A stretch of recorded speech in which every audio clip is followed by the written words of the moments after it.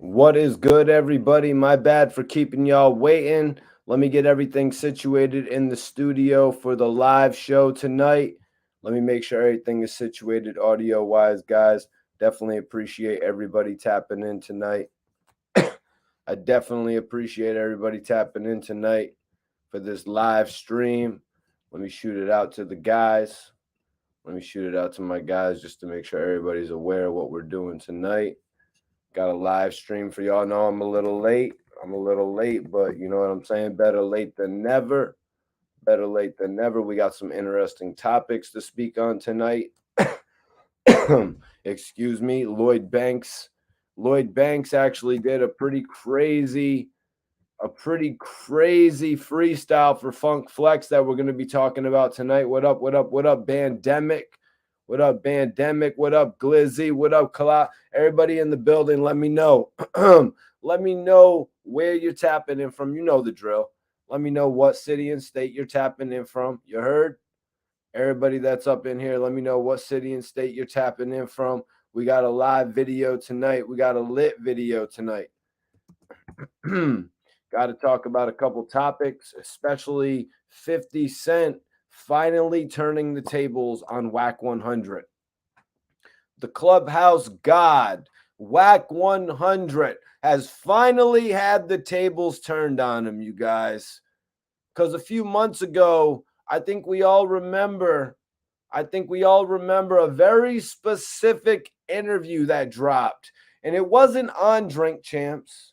Nope, it was not on Drink Champs. But the game made an appearance on Clubhouse. Put them stars up in the chat right now. Hit that like button right now if you know what I'm talking about. If you know about when Whack 100 in the game went on Clubhouse and they started talking about 50 Cent's debut album, Get Rich or Die Trying. That's what we're talking about tonight, you guys. Also, Lloyd Banks spitting those flames. Lloyd Banks spitting those flames. Cody 2 out now. The Course of the Inevitable. Great album. Great album. We will be doing a review on it very shortly with all the members of the Queen's crew tapping in. We got Modesto. Modesto, California's up in here. Hell yeah, we got Atlanta in the building. Atlanta's in the building tonight. And tonight, you guys, finally, we get a response from 50 Cent about a hip-hop song that is coveted. A hip-hop song that blazes every speaker when 50 Cent goes on tour. I'm talking about the Anger Management Tour. I'm talking about the Rock the Mic Tour. What Up Gangsta is a song that blazed throughout every state on those tours. That's what was my idea. That was 50's introduction to every show. Like I try to say every time, people be like, yo, Mikey, Yayo wasn't. I know Yayo wasn't on that song, but Yayo, Buck, and Banks would come out to that song, hyping the crowd up, and then 50 would come out. We got Pittsburgh in here. Salute to Pittsburgh.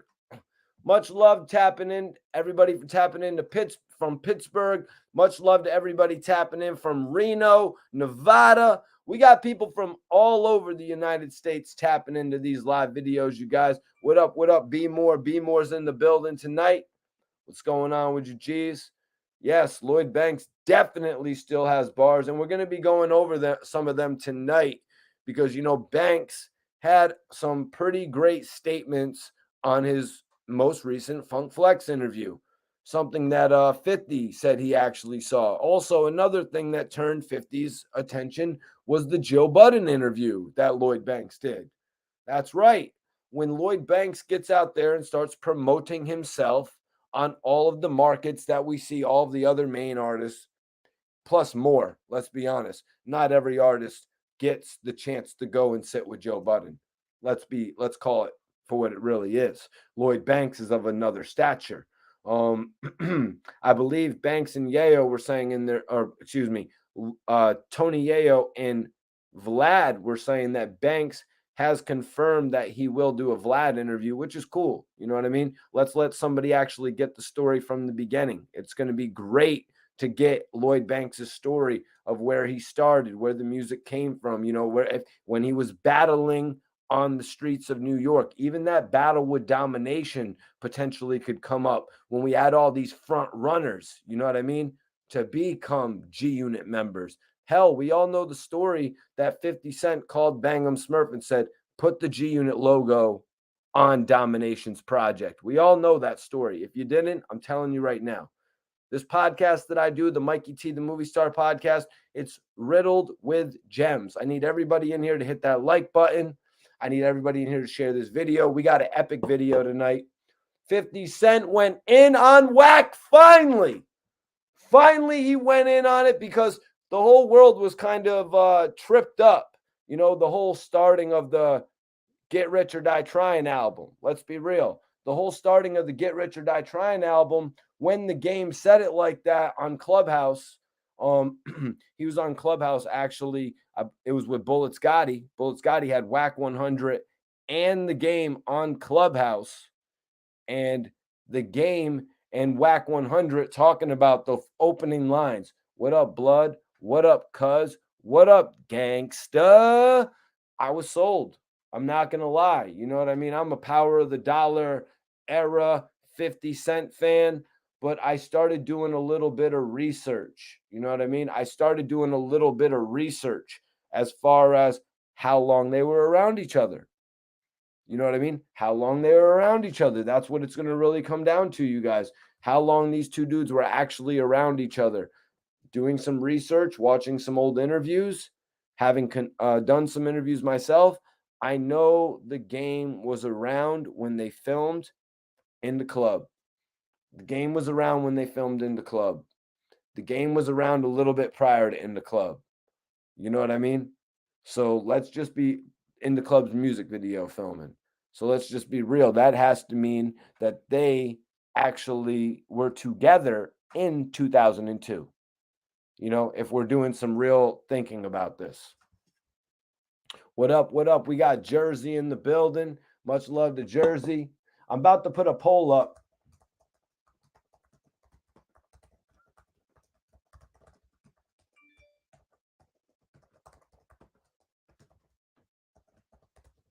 I'm putting up a poll, you guys, right now. Everybody's heard pretty much the start off track for 50 Cent's debut album. His major label debut album, because everybody holds Power of the Dollar in their heart. Even some people doing interviews say, well, when they mention Get Rich or Die Trying, it's not technically his debut album. What's up, John? Appreciate you for tapping in. Yeah, Lloyd Banks victory. Oh God, come on. Even some people say that Lloyd Banks, if he does a verses, he's got to put that in his verses, even though it's not his beat. You know what I mean? Lloyd Banks verses would be crazy. We kind of matched it up with Jim Jones. I don't know if you all were watching. If you weren't, make sure you hit the notification bell. Make sure you hit that notification bell, you guys, so you never miss one of my live videos. You never know what we're going to be talking about. Tonight, we're actually going in on this 50 Cent and Lloyd Banks topic. Lloyd Banks did a Funk Flex interview where he had a line where he said, never seen a ghost in my studio if you catch my drift. Never seen a ghost in my studio if you catch my drift. This line could be taken many, many different ways, y'all. This line could be taken many different ways. Because let's look at the pure fact of it. There's been rumors that Lloyd Banks wrote for 50 Cent. There's been rumors that Lloyd Banks actually wrote the In the Club hook, which I don't know if I ever actually believed that. You know what I mean? And when I say I don't know if I believe that, I judge that predominantly off the fact of what I've heard on the mixtapes with 50 Cent showcasing Banks and Yayo. He showcased them in a different way. They were not showcased as to writing the hooks. We even saw on the first Beg for Mercy album that they didn't actually write all the hooks.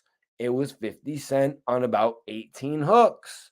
Let's just be real with ourselves, you guys. We saw Lloyd Banks get the chance to shine on Smile. We saw Young Buck get the chance to shine on Footprints.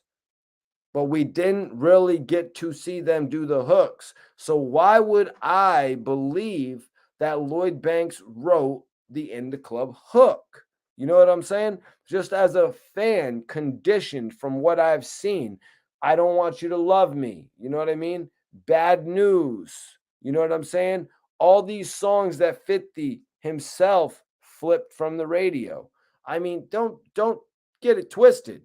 Don't get it twisted, because like I say with What's Up Gangsta, that's a few words. I'm not saying that Yayo and Banks and Buck didn't offer suggestions when it came to 50 Cent flipping some of these commercial tracks that we would hear on the radio, and then we would hear 50 Cent flip them on the mixtapes. I'm not saying that Yayo didn't contribute. I would like to believe that Yayo contributed. You know what I mean? Having his ears to the street, knowing the slang to use, all these type of things. Lloyd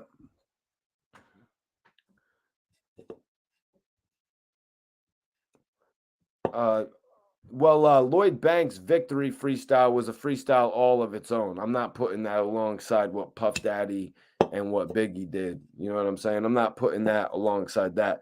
Lloyd Banks came years after. You know what I mean? That's why I really can't really compare them all that much. I can't compare Lloyd Banks to Big. He came a little bit after that. That's the case.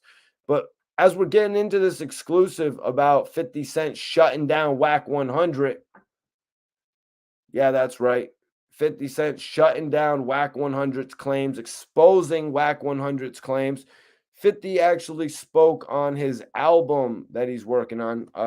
Envy asked him about the album, you guys. Let's touch on it a little bit. I know a lot of people would like to hear about 50 Cent potentially releasing a new album. I know a lot of us have been waiting probably since the SKI album, the Street King Immortal. You know, it came with a lot of hype. Mikey, why did it come with a lot of hype? What are you talking about? What do you mean? They did a whole energy drink. You know what I mean? They did a whole energy drink. You know what I'm saying? Surrounding the marketing of that album. You know, 50 Cent did some really big things. You know what I mean? When he was actually, you know, working that energy drink. I remember the proceeds. I'm not sure what the proceeds were from it, but he was saying based on the proceeds, he was going to help a lot of people. You know what I mean? He was going to feed a lot of people, you know, and that's admirable, you know. But I remember, I think the energy drink, does anybody remember what it was actually called? I think it was the Street King Immortal energy drink or something like that, you know. Glizzy taking the stance of 50 writing for the game. Exactly. That's why this is kind of foreign to all of us. You know what I mean? That's why this is kind of foreign to all of us, you guys. Are you kidding me? So for the last 10 years, you've had me to believe that 50 wrote for the game. But now all of a sudden, just because Clubhouse exists and I got the app in my phone, now the game is going to log on there with Wack 100 and say that they wrote for 50.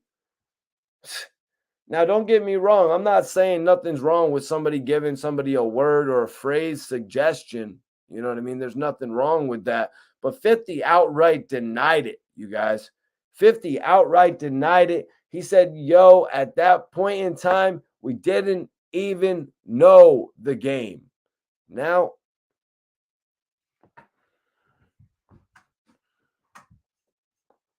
oh, that's cool, bro.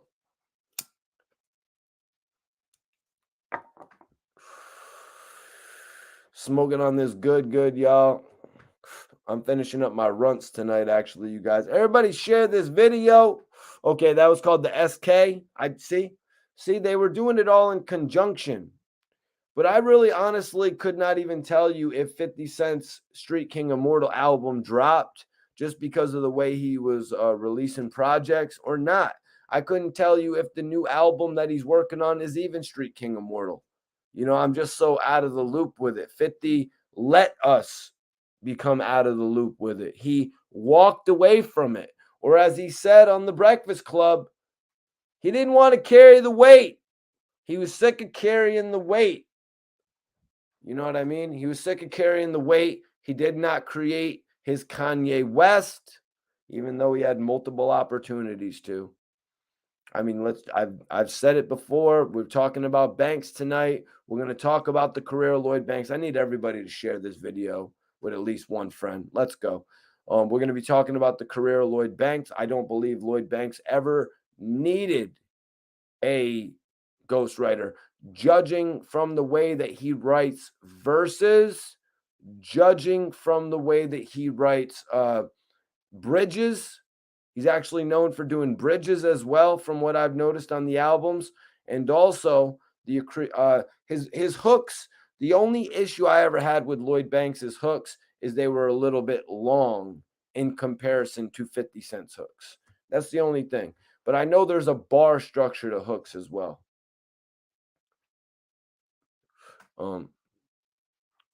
Yeah, Mega Hustler says 50 wrote "What Up Gangsta," publishing in credits, prove it.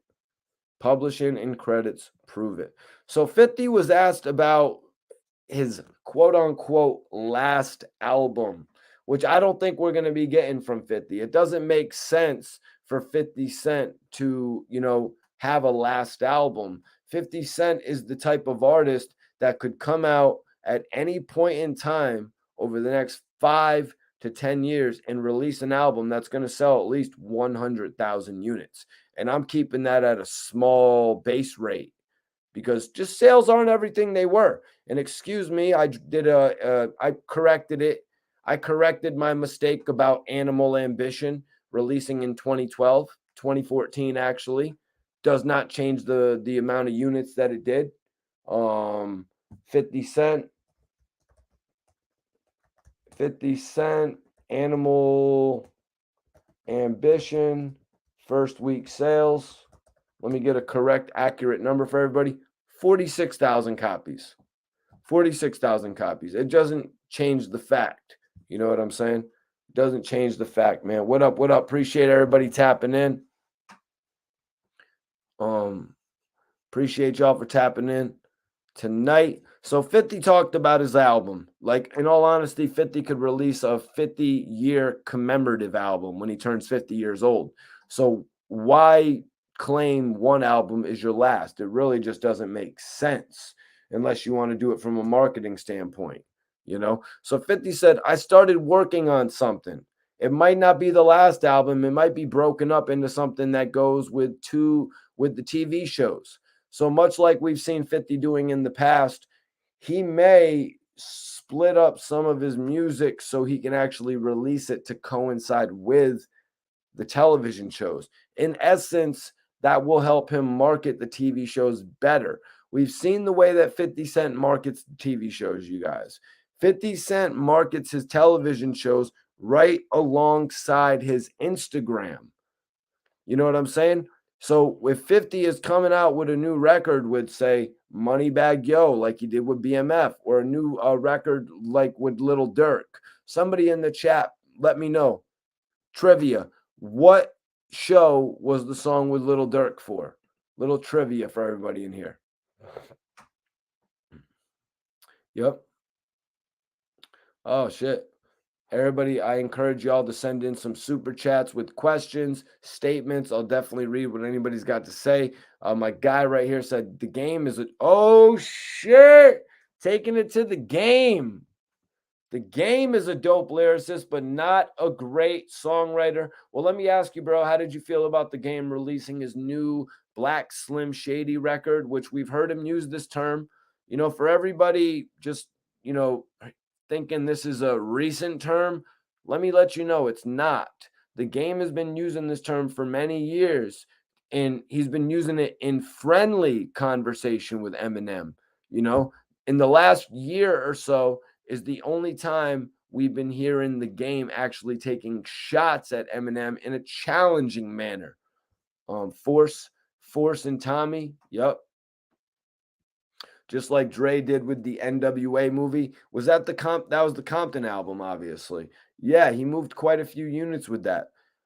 Dre, I feel like if Dre actually released a lot of the music from his vaults, he would move a ton of units. You know what I mean? He'd move a ton of units if he was releasing a lot of the music from his vault. And he may do it. He may not do it. We'll have to just wait and see, because he's obviously got his mind in other projects. When an artist is creating, they really want to put out their most raw product. You know what I mean? It's We've seen in other cases, as music gets released, as an artist has passed on, how you would see like, oh shit, I don't really think that artist would have dropped that song had he still been alive creating music. I think he would have just kept that one in the vault. We got to keep that in our mind about some of these records that are kept in the vault. You know what I'm saying? We got to keep because I'm just saying, I study a lot of musicians' careers. You know what I'm saying? I study a lot of musicians' careers and shit like that. And sometimes some of this music that they're not releasing, they're keeping it from us for a reason, even though we would love to hear a lot of it. So let's get into this. So 50 says, I started working on something in regard to his last album. It might not be the last album. It might be broken up into something that goes with the TV shows, 50 said on The Breakfast Club. I got all the vehicles. I need to do it. I got 25 TV shows. Are you kidding me? And I'm not in? There's 25 TV shows on the market, and I want in. So 50's got like 25 new shows in the work. That's pretty amazing. My favorite right now, I really like BMF, For Life, and actually the Power is something I have not tapped in with yet. No disrespect, Fifth. Yeah, Neighborhood All-Star, bro. We're about to get into that in just a few minutes. I'm actually glad this was brought up. You know what I'm saying? I'm glad this was brought up because I know it was something that was spoke on a number of months ago on Clubhouse with Wack 100 and the game actually doing an interview speaking on writing the intro lyrics from the Get Rich album. After we hear the quarter drop on the Get Rich or Die Trying album or the $50, excuse me again, Fifth. As soon as we hear the $50 drop, it goes right into that. You don't play that. You know what I'm saying? It goes straight into that. And then we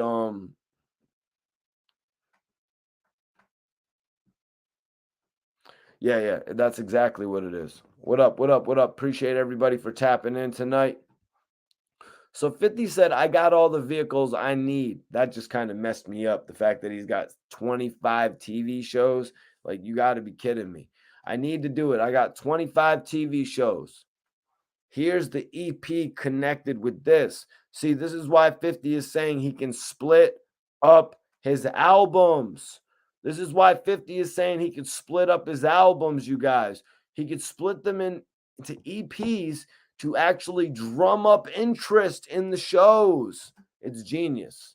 It's genius because 50 legitimately does not need to use hip hop beef now to drum up interest in his music. All he needs to do is create the music, you guys.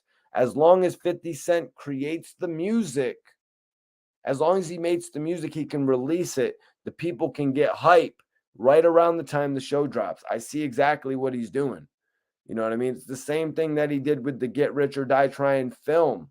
He went along and made a Get Rich or Die Trying movie soundtrack, you guys. And a lot of artists cash out. We saw The Game do the documentary too. We've seen Rick Ross. I need everybody in here to share this video at least one time with one friend and also hit that like button, man. Don't be scared to hit that like button. That makes us show up in the algorithm more and it makes them haters mad. You know what I'm saying? Them haters be mad. I be keeping on popping up. You know what I'm saying? So yeah, everybody share this video. Everybody share this video. 50 made Game relevant. Well, Game, let's be honest about that. What 50 was doing for the Game wasn't enough for the Game, you guys. Let's be honest about that. What 50 was doing was obviously not enough for the Game. 50 Cent put the Game in the club video. He had Young Buck mention the Game on Beg for Mercy's second single, popping them things. 2003. Those are the two looks for 2003. Let's not bombard the people. You know what I'm saying? Let's not bombard the people. We're already about to give them Banks. We're already about to give them Buck. Shit's kind of crazy with Yayo. You know what I mean? We're hoping Yayo comes home. So when the game said who they thought was coming after Young Buck, game, we thought it was Tony Yayo. Like, come on. I thought on the other single you said that you didn't want to take Yayo's. They thought you were Yayo's replacement and you were feeling away about it. So why on the next song are you gonna say, oh, who y'all thought was coming after Young Buck? We all thought Tony Yayo was coming after Young Buck, to be 100%. But Yayo got caught up. And his album got pushed back. So let's not really talk about what people thought in the lyrics, because like the people that watched it happen remember it, like me. So let's not go there with that type of shit. Just like I called you out about that stuff you said about Eminem on wanting to go out to 8 Mile because you were 8 and you had to walk 8 miles for M&Ms or something like that. Yo, bro, I remember having to walk miles to go get M&Ms too. It doesn't mean I'm going to ask Eminem to go out and get M&Ms with me, bro. Like, come on, let's be real. That's some childhood dream shit of yours. Should have been a childhood dream enough to actually just do a song with Eminem. Because, yeah, he was on your album. Yeah, We Ain't. You know what I'm saying? And on that song, on We Ain't, you actually said that M was right there with Pac and Big. But now on the new Black Slim Shady diss, you're saying that he's not with Pac and Big. Like, come on, man. I've heard the bipolar rumors. I'm going to be honest. I didn't want to believe them. You know what I mean? Because, damn, I got all types of ash on my hand. That's crazy. You know, I'd be smoking, though. I'm gonna be real. I didn't want to believe that shit. You know what I mean? Because I feel like the game should be able to have a control over himself rather than wanting to diss one of the better friends of somebody that he looks up to, because that's the situation we're at right now here, you guys. The game is dissing somebody that is very close with what was supposed to be his idol, but then his idol was outdone within 2 weeks, if you guys catch what I'm saying there. So listen, 50 also said, I don't have the pressure of a full album. When's the last time you've seen the sales of an actual album? If you see the number, you go, oh, wait a minute. You're not as hot as you used to be. Let's address that since 50, because let's address that shit right there, since 50 wants to talk about the album releases. You know what I'm saying? Because I'm not just riding on the game. Like, if I see something wrong, I call it. But like 50 here just talking about these album sales.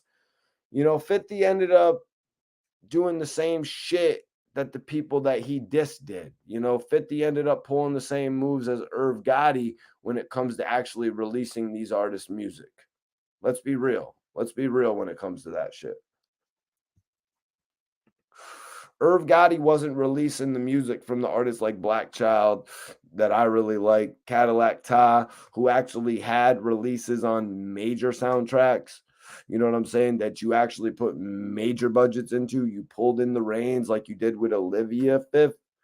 You know what I'm saying? You pulled in the reins like you did with Olivia when she had the Twist It record with Lloyd Banks and you premiered it on BET. I'm just going to give that as an example of pulling in the reins on something. You know what I mean? Like, when you pull in the reins like that on the project, it shows what is going on with the label. It showed a lot when Irv Gotti went and signed Lloyd after how many years and countless albums of little packets and shit like that said Black Child's album coming, Cadillac Ta's album coming. Who else? My homie, Dave Bing's album coming. These are the albums that I was waiting for because they were put into the booklet of these other albums. It was good marketing, you guys. So 50 talking about the pressure of an album, though, I got to go in because let's be real. 50 wants to go with this narrative. Oh, the sales are going down, so you're not as hot. Well, how about the sales of somebody like NBA Youngboy? You know what I mean? Who does 136,000 units in September of 2021, but then he comes back in January of the very next year, January 2022, less than 6 months later, with another album that moves 70,000 plus units. Let's talk about Little Durk, who goes on to move what? What did he do? Like a buck 50 or some shit? What did Little Durk's last album, the 7220 album, do first week? Somebody in the chat put it up there, because these albums are increasing in sales. Why are they increasing in sales? Because these artists' music is increasing in value. Something I brought up about 50's Before I Self-Destruct album. Everything that we saw from Curtis, what could you expect us to believe from Before I Self-Destruct? Who even goes in with the intentions of self-destructing? That was like a plan, like how Ja Rule had a plan to jump out of the music industry after the Last Temptation album. Yep. It's exactly what we're going over tonight. That's exactly what we're going over tonight, man. So 50 was basically saying he didn't want the pressure. 50 didn't want the pressure of dropping a full-length album after all the, shit he put on first week sales. It's all about your first week sales. 50's first week sales, 800,000 on the first one, 1.1 on the second one, million, 691,000 on the third one, 160,000 on the fourth one, 46,000 on the fifth one. 50 doesn't want to talk about sales no more. And it's no disrespect to 50, because you know or you don't know. You know what I'm saying? You know or you don't know. But I got respect for people in the music industry who have actually done things. Everybody in the music industry that has done things has a voice on my platform. I don't care. I don't care if Before I Self-Destruct was leaked a month before it was set to drop. Before I Self-Destruct actually featured a single that 50 Cent had been warming up for the better part of 10 years. Like, are you kidding me? Are you kidding me? If 50 couldn't make a song go with his rival, who he dissed on the 8 Mile album, and I'll let you guys put that together who that is. I'm not talking about Neo either. Was it Neo on Have a Baby by Me? I don't know how you do 160,000 with Neo on your album. Mikey T, the movie star, featuring Neo. I'm doing 250 in a week.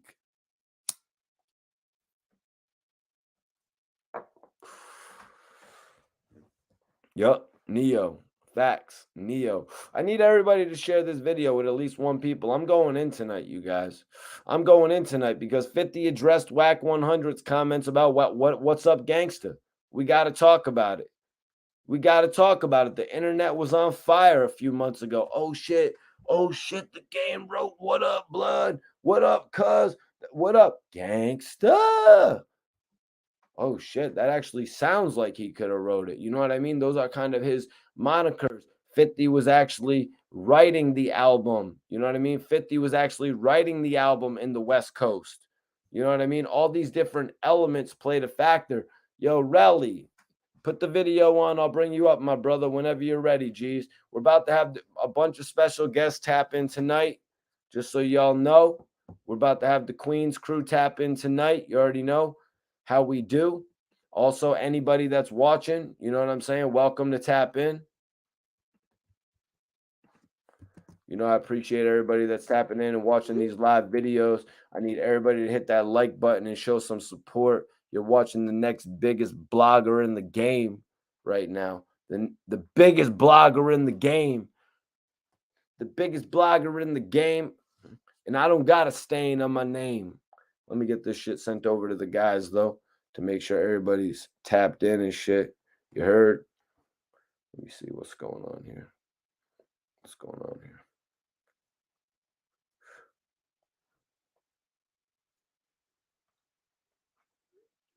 All right, we Gucci. So let's get right back to it. I don't want to keep anybody waiting.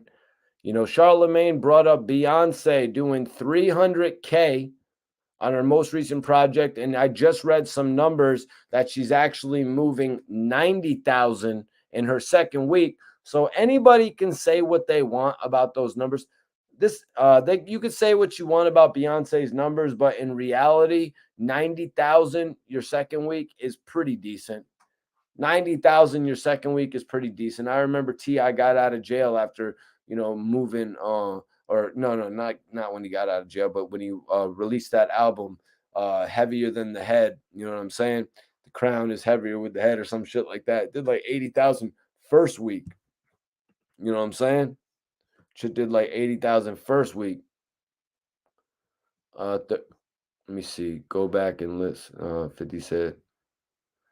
Yeah, we're about to get into that, Jason. We're about to get into that shit. We're about to get into that shit in just a minute.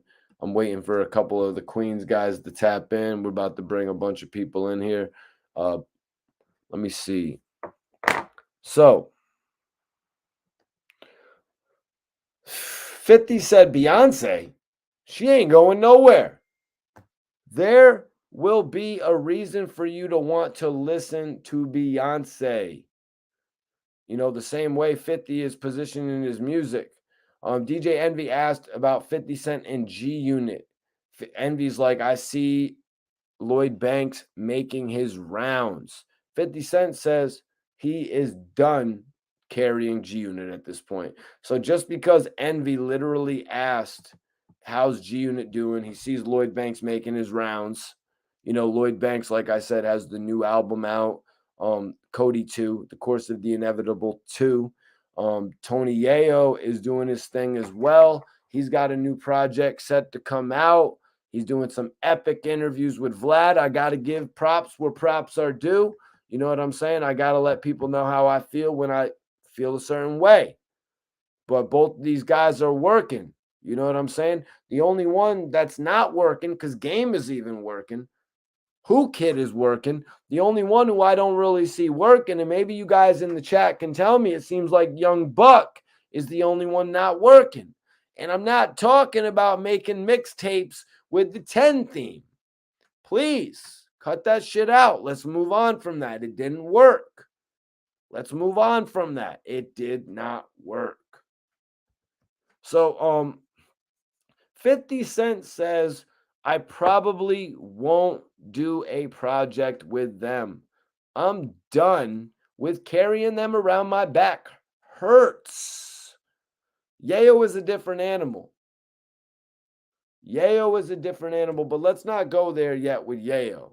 You know, I want to 50 saying I'm done carrying them around. My back hurts. I was addressing this in full with everybody. If you want to check it out, Spider Loke actually joined us on the live the other day.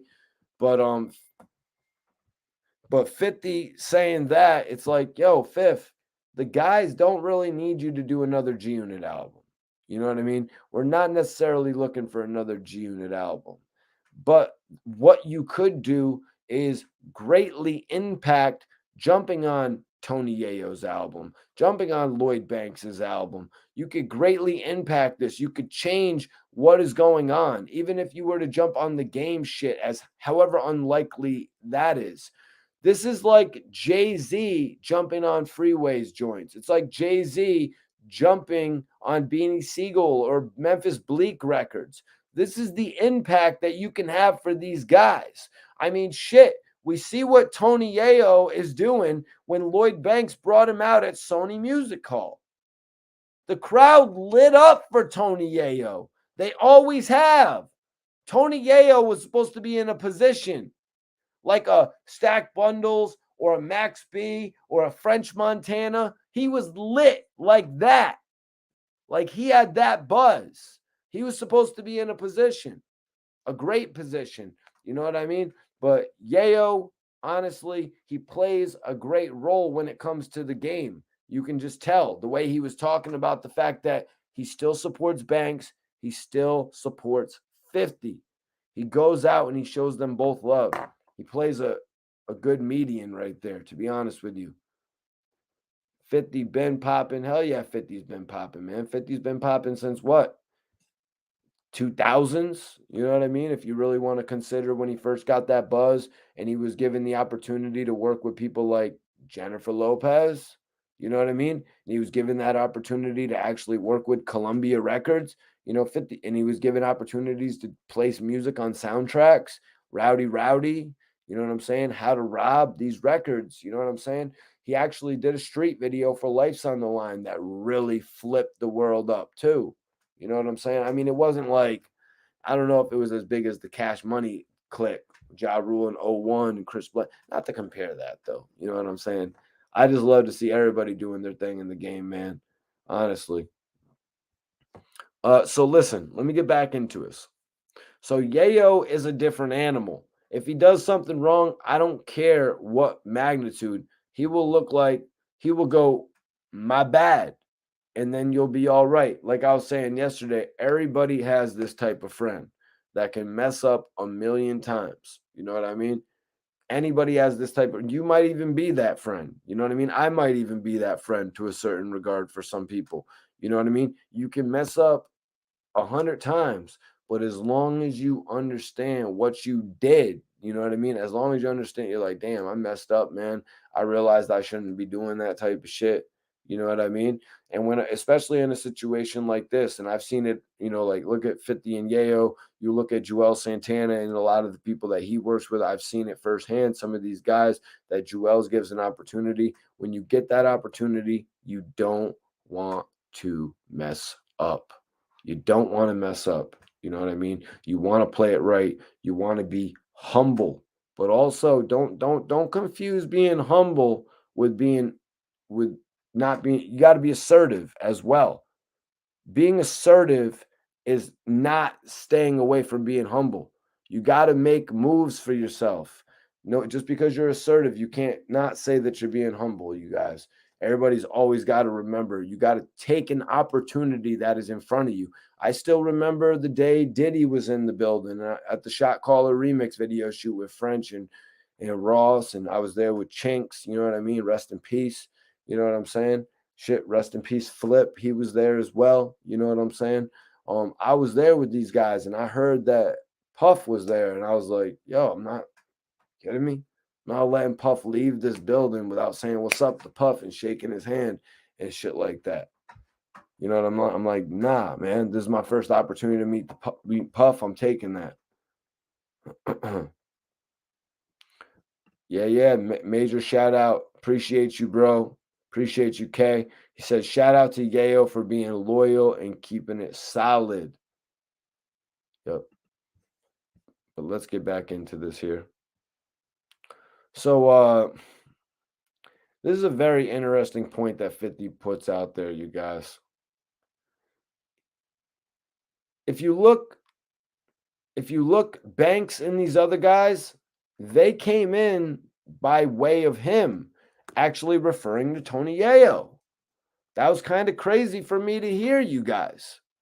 You know what I mean? It was kind of crazy for me to hear, but it's also believable. Yayo's a little bit older than Banks. Banks was younger than them. You know what I mean? 50, as Banks said, didn't really know much about him. He actually saw him perform at school. 50 headlined that event.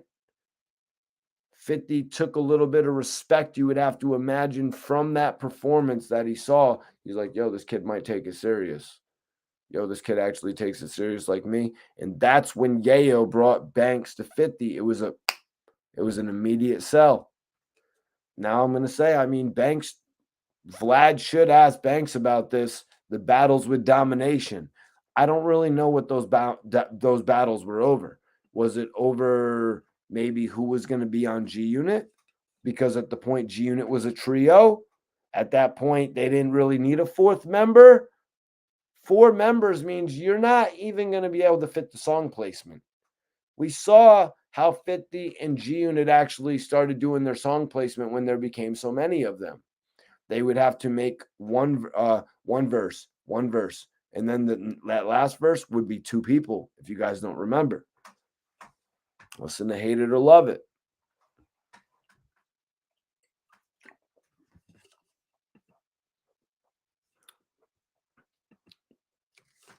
I think it would be dope if Banks did the Vlad interview, because it would help him explain to people what the course of the inevitable is, and he'll get a bigger market of people to actually purchase his albums.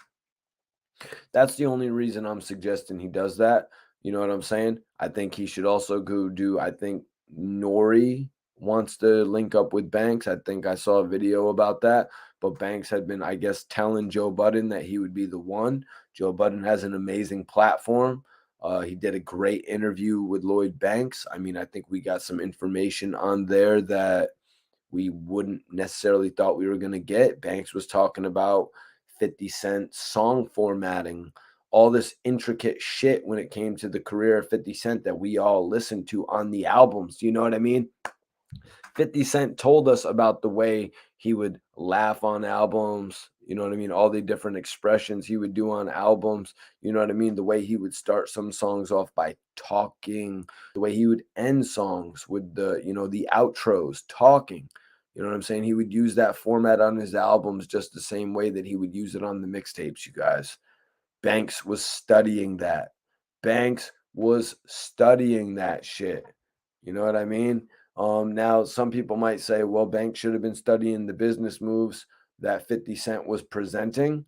But in all honesty, man, I think it's a little bit different. I think it's a little bit different because if we look at the structure of the label, there was going to be a West Coast unit label.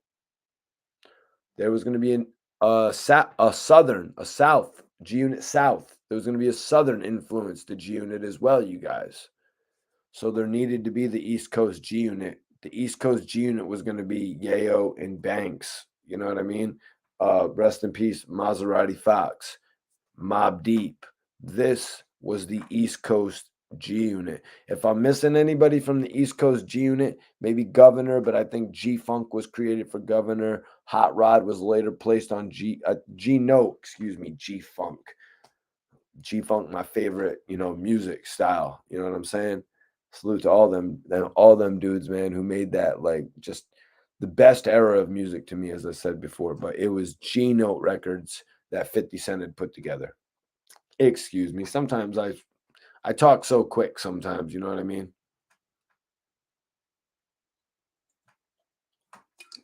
Let me take a look at what's going on in the poll. Wow. 82% of the people.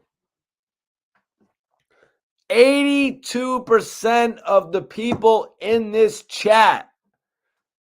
The question in the poll, do you think the game wrote for 50 Cent on What's Up Gangsta?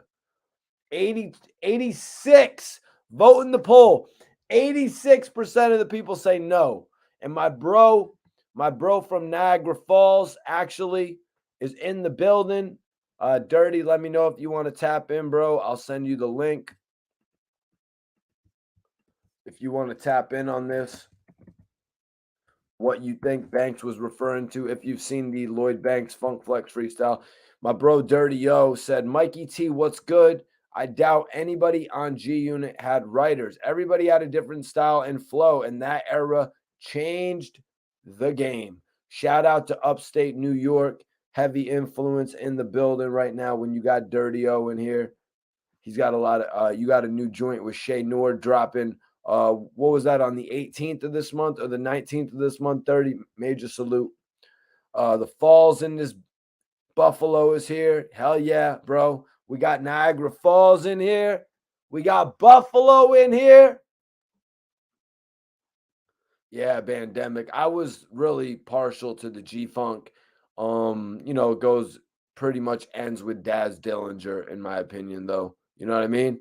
Pretty much ends with Daz Dillinger. It pretty much ends when Daz Dillinger really separated himself from Death Row after the situation with Priority. I believe it was Priority that Death Row got their next deal with. Pretty much folded. They had one successful release over there, but then Michele flopped. They had the what was it? They had the one Tupac soundtrack over there. If somebody can write the movie name, it's just blanking from me right now, that they actually did on Priority. Yeah. Yeah, man.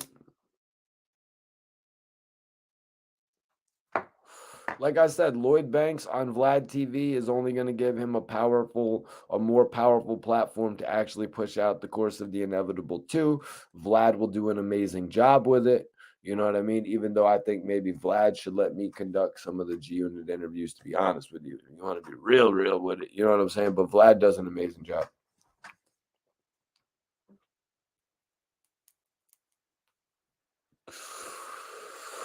Rizzo Riz says, Banks co-wrote in the club. That's why he mentions his name in the song. Yeah, he said Banks told me switch the style up, and if they hate, then let them hate, but watch the money pile up. My bro Dirty O said he's on the go. He's always on the go. You guys, Dirty be moving, y'all, state to state. So make sure you click on his YouTube and tap in with him. He might even be doing a couple road videos here and there for his YouTube channel. He said he's going to tap in next time. And yeah, the video drops on the 19th. The project is Less Than a God, More Than a Man, and it's on all major streaming platforms right now. But the official video, I believe is it Four Queens Dirty? Is that what the new video is called, brother? It actually features 4 different dope female artists. Give me a little bit of information about the Four Queens video. I believe it's titled My Fault If It's Not, brother, to pump to the people, bro. Yeah, exactly. Bully joint. He agrees. Banks needs to talk his shit.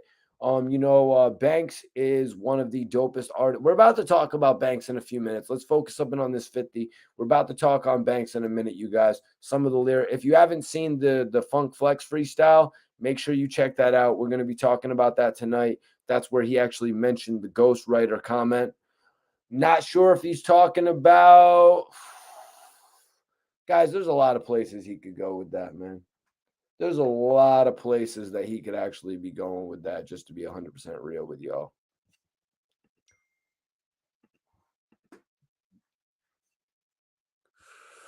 Just to be real with y'all, there's a lot of places he could be going with that. I need everybody to hit that like button.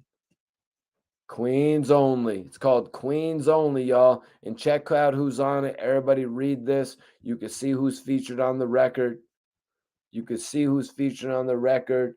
Dirty O be pulling up some big joints right here. He don't be playing with it, y'all. Dirty O does not be playing when it comes to this music shit. Hell yeah.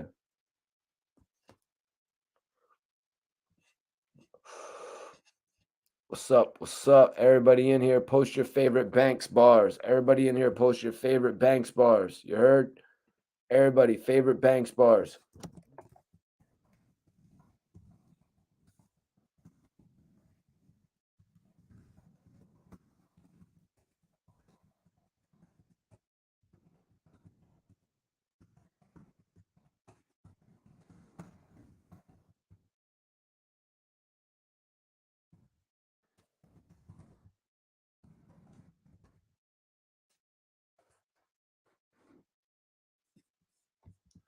Okay.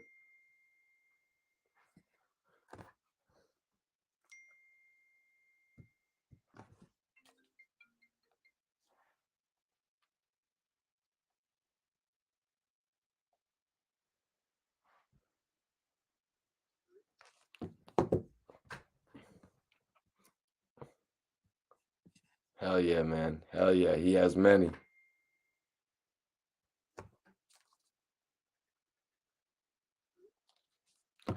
I'm about to change the poll, you guys. I'm about to change the poll.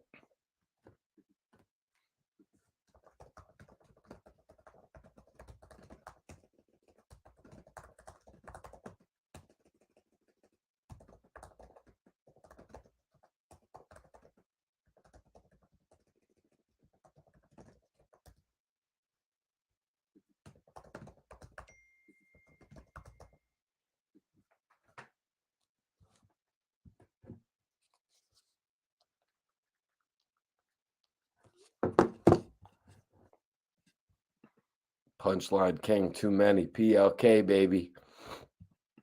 Punchline God, Punchline King. Yeah, you already know. Cody 2 out now, you guys. We're about to be talking about Banks in just a second. Just a second.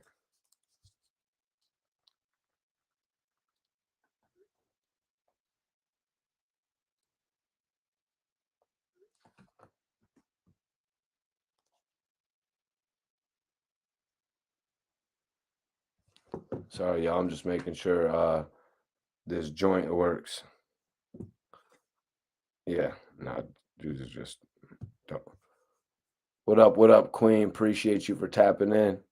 Appreciate you for tapping in. Dirty, I don't know if you're in the chat, but they're asking you a question. They're saying, did you hear the new Remy Ma and Rhapsody Remy rap? But let's get back into the topic, you guys. My bad for straying.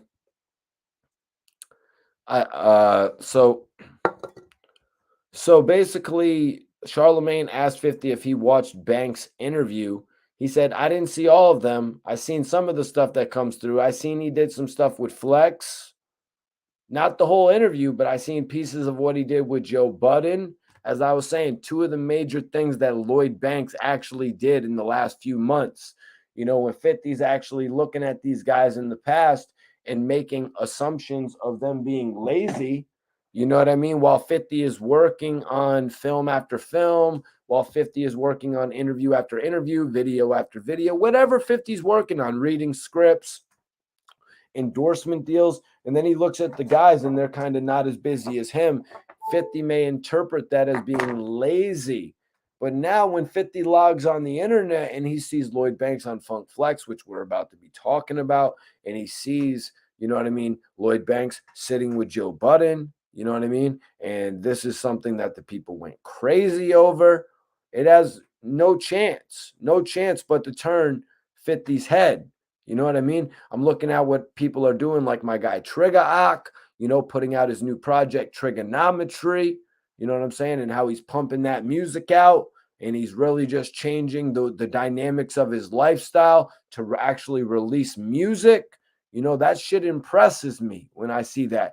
Because 50 Cent did the same thing from Power of the Dollar to Guess Who's Back to all the mixtapes when he just literally on this interview elaborated on the fact that they shot all the covers in one day for all those classic G Unit mixtapes. Not, you know what I'm saying? Like, obviously the style of the framing of the mixtape switched up after a while when it came to certain tapes, you know. But those classic mixtapes when they were wearing the green and the red, white, and blue, and then when they had the pieces, you know what I'm saying? Shit is lit, man. I'm glad that I got to see it in my lifetime. That's why I say we are living in a great lifetime where we get to see the careers of 50, the careers of, you know, Jay-Z, the careers of actors like, you know what I'm saying, Leonardo DiCaprio and all these guys, their careers going right in front of our very eyes. Beyonce going from Destiny's Child to now being what she is. Jennifer Lopez, all these different careers that we literally got to witness. DMX, rest in peace. You know what I mean? Diddy taking a chance on Eminem and Dr. Dre and Snoop Dogg. You know what I'm saying? Exhibit taking his career from music onto Pimp My Ride. We got to see all of this stuff play out in front of our eyes. That's what Drake and Future were talking about, you guys. What a more beautiful time to be alive right now. So I just wanted to say that. My bad to deviate from what the show is about, but I wanted to say that real quick. So Charlemagne also told him about Lloyd Banks giving him props as, you know what I mean, making him a better songwriter. This is one of the things, you guys, that made me question Lloyd Banks actually writing in the club.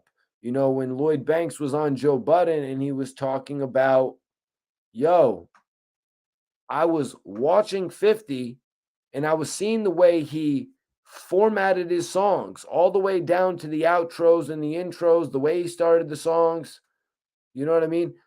Banks studied a lot of that format. So just to be real with you guys, it kind of made it hard for me to really believe that story of Lloyd Banks writing in the club. Yeah. RIP to Bills. Hell yeah, man. I got the chance to bring up Bills the other day with the guys. You know what I mean? It's always great when you get to bring somebody up in a positive light like that. You know what I mean?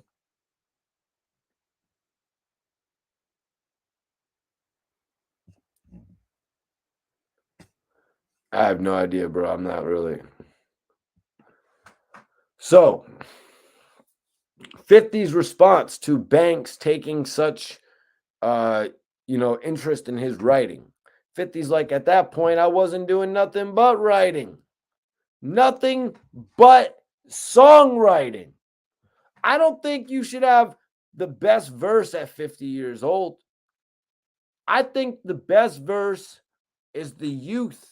The culture loves things that have been damaged. The culture loves things that have been damaged. Remember that the next time you say, Mikey T, you got drug out. The culture loves things that have been damaged, baby. I'm damaged goods, baby. And I'm looking good out here. Damaged goods ain't never looked so good, baby. We moving on up. And what'd you say, 50? Was that on the Curtis album, though, man? Oh, man. Damaged good ain't never looked so good, baby. They're like, Mikey T, you is damaged goods. Well, you damn right. And damaged goods ain't never looked so good. But yeah, so anyways, let's move on from that because 50's going to explain why damaged goods are so lit. He said they have been damaged by the experience. No matter how harsh the experience has been, it's how beautiful the art is in it. It sounds perfect when you hear Cardi B saying it and you know what the experience has been like, when you know what her experience has been like prior to that. So moving on from there, though, you guys, we're going to talk a little bit about the G Unit documentary. He said I would do a documentary on it. They would be surprised from my perspective what it is. We'd have communications. I'd come in. I'd tell them all look under the table, and they'd have LV and Gucci. We talked about that the other day. So I'm going to breeze through it. Do not expect your G Unit check to come. They're wearing the Louis. They're wearing the Gucci. They're wearing the Fendi. They're wearing the Prada. They're wearing the Dolce. They're wearing the U.S. Polo Sports. Actually, not the U.S. Polo Sports. They're wearing the Polo. Ain't nobody wear the U.S. Polo Sports. I was just looking at a whole big U.S. sign on a shoe, and it don't be like that. Excuse me. So, 50's like, your G Unit check is, don't expect your G Unit check to come. Don't expect your G Unit check. Well, what do you mean my G Unit check isn't going to come? I love that G Unit check, Fifth. I'm going to need that shit to come in. So 50 cut off the G Unit checks when it came to the, you know what I mean? When it came to the shoes. Fifth said, I took the Stan Smith Adidas to kind of create what the G Unit shoes was. Could have just went to tennis and made that cool. Instead, I gave all them the check. Let me address that.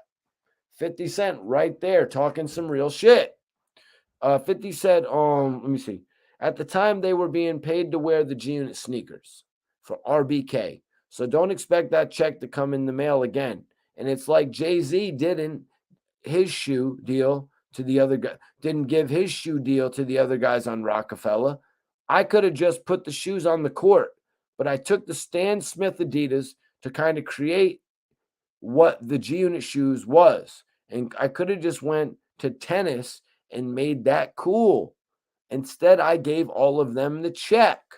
So 50, let's be honest, you guys, when 50 jumped out of the box with vitamin water, he could have did something very similar.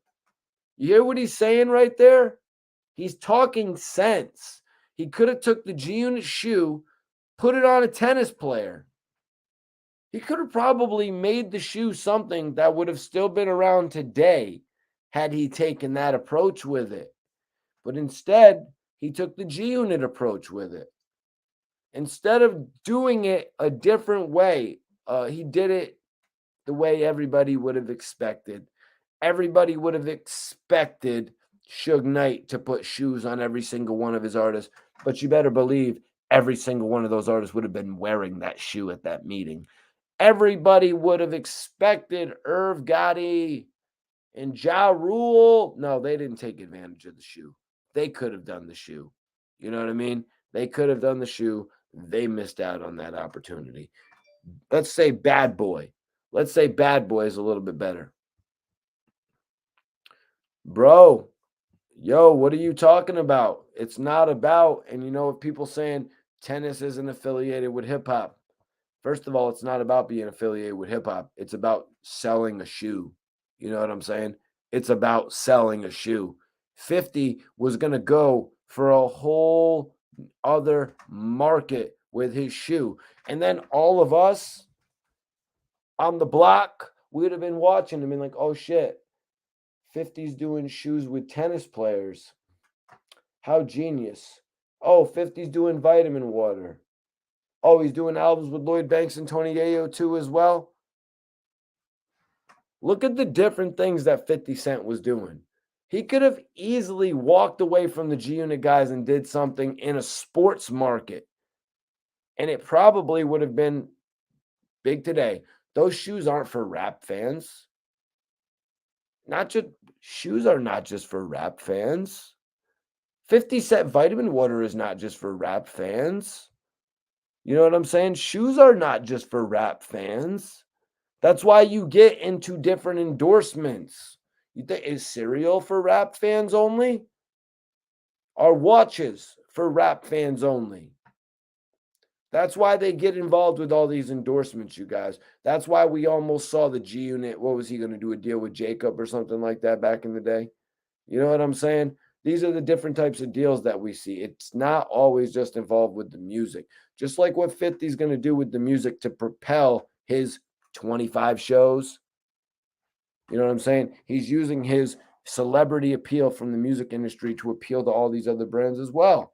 He's really keying in on the markets.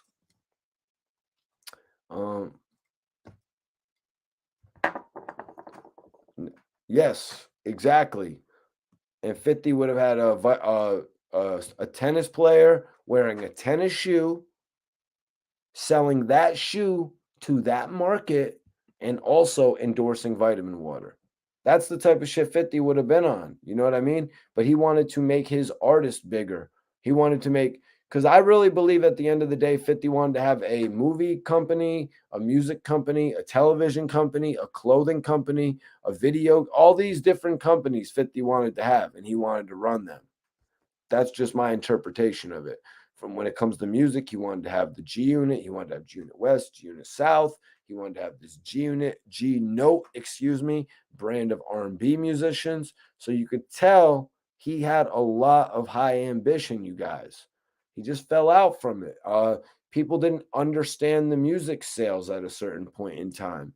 At a certain point in time, you guys, the music sales were drastically changing. Nobody had even encompassed streaming at that point. It wasn't even involved in the sales really as it is now. So people didn't understand it so much and they actually lost it. So let's go over this. Let's get to the main point of the video. The main point of the video. Envy brought up Higher. Envy brought up the song Higher that actually dropped the reference track from way back in the day. Just give me a second, you guys.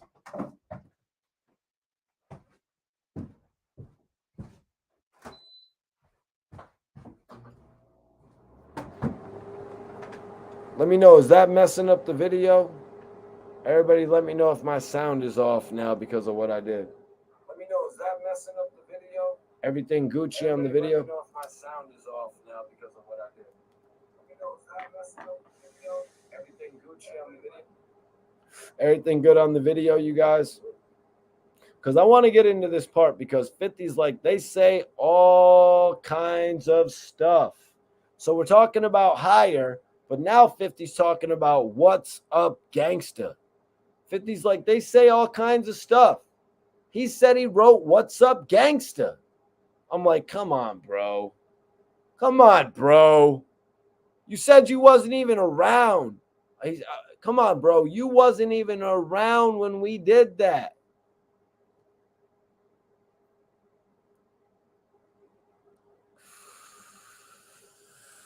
Appreciate you, bully. JP says Game says anything for attention. Neighborhood All-Star says June West was a failure. Yeah, 50 made 2 attempts at it. You know what I mean? Well, his attempts were kind of blown after what happened.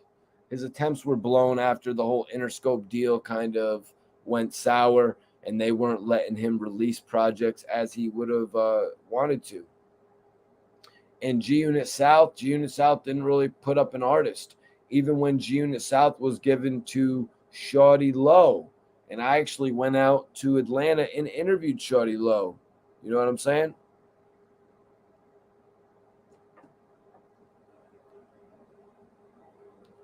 Anybody that wants to follow me, you guys can follow me on Instagram right now. You heard? Follow me on Instagram. I want everybody in here to follow me. You heard? If you want to contact with me, that's the best way to do it. Is to follow me on the gram. You heard? So, they say all kinds of stuff, 50 Cent said. He said he wrote What's Up Gangsta. He said he wrote What's Up Gangsta. Let's talk about it, you guys. Let's talk about it. One of the first thing you hear. So this man is saying that he wrote the first thing that you hear on the album? Like, come on, man. Really? You're going to go that far? You're going to go that far? Because literally that's the first thing we hear after the quarter drops.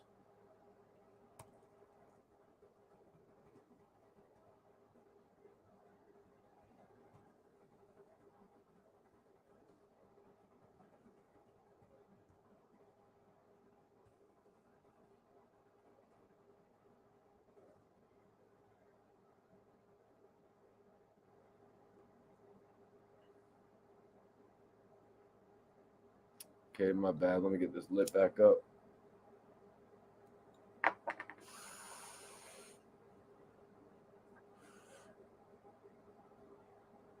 Oh.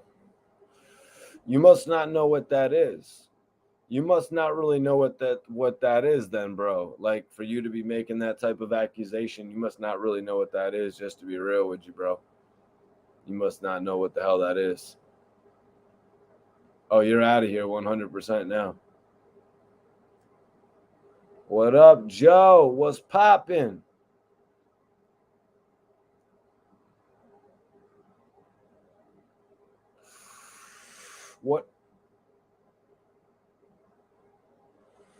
What is poppin', everybody? You know we lit right now. 50 Cent said this.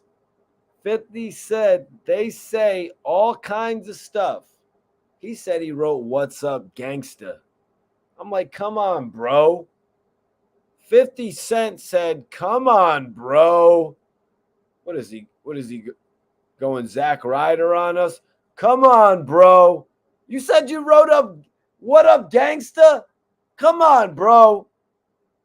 We didn't know who the Game was when What Up Gangsta came out. Let's keep it a bean. Let's keep it a bean here. We didn't know who the Game was when What Up Gangsta came out. A lot of those people in the Get Rich or Die Trying in the club video, we didn't know who those people in the videos were. Probably with the exception of D12. Let's be real. There was a lot of new fans picking out Banks. A lot of new fans picking out Yayo. Let's be real. Let's be real. There were people saying, oh shit, Yayo looks cooler than ever. Some people were seen for a second time at that point. Let's be real. Much love to Philly. Much love to Philly. Appreciate you for tapping in. Toronto's in the building. Throw up your cities, y'all. Let me know what cities y'all tapping in from tonight. So 50 said, You wasn't even around when we did that. That was before you came into the picture. That's get rich or die trying. We didn't even know who you was till after. Now 50 could have a point. He probably recorded Get Rich or Die Trying in 2002 when he linked up with Eminem and Dr. Dre. It wasn't until tick, tick, tick, tick, tick, tick, tick, maybe December, January. Somebody give me the official date of when the game came into G Unit. It must have been December, November 2002 when they first started surfacing with music together. I seem to remember this. And then the game pops up in the video. Nobody knows who he was. Shit. Fast forward 6 months later, November 2003, maybe 9 months later, Young Buck shouts out the game. I still don't even know who the game is. 2003, November. You ain't a Crip like Snoop. You ain't a Blood like Game. I don't even know who the game is at that point. I thought Young Buck said in this Blood like Game. You ain't a Crip like Snoop in this Blood like Game. You know what I'm saying? I went up to AZ lyrics, you know what I'm saying? And I looked the shit up. Looked up the lyrics and shit. Became familiar with the game. Started to find out shit about the game. How he was brought over with Dre. How he was actually doing an album called NWA. That was kind of cool. Found out some information about how his brother Big Face was putting him on.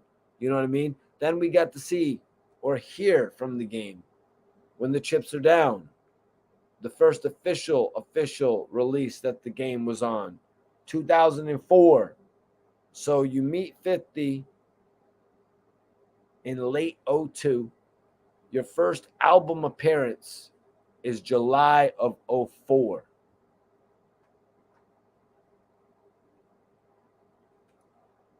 Are we talking, how long are we talking right there? Somebody do a map out of the date. I guess telling 50 to say what up blood, what up cuz got you on the album a year and a half later.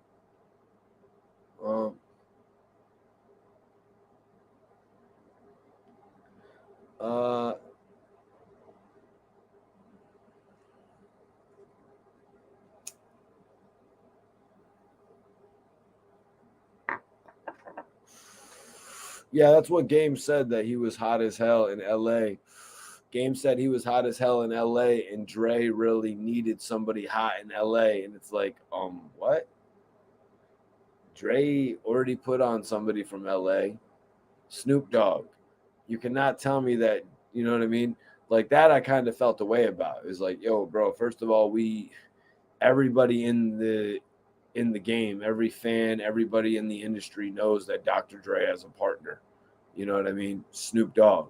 You know what I'm saying? We all have our favorite Dr. Dre collaboration, whether everybody loves what Dre did with Fifth, Kendrick, Game, whoever. But we all go back to Dre and Snoop.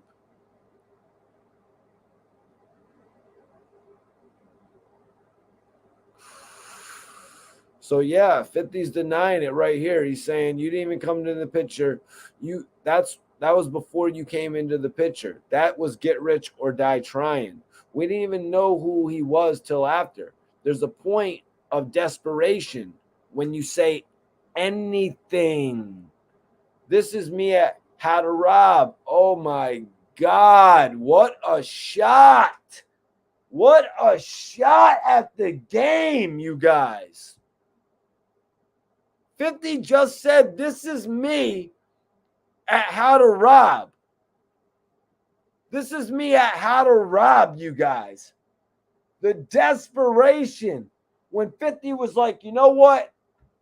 If no one's going to mention me, if no one wants me to blow up, I'm going to do something crazy. I'm going to do something absolutely crazy that no one would have expected, that no one would ever do.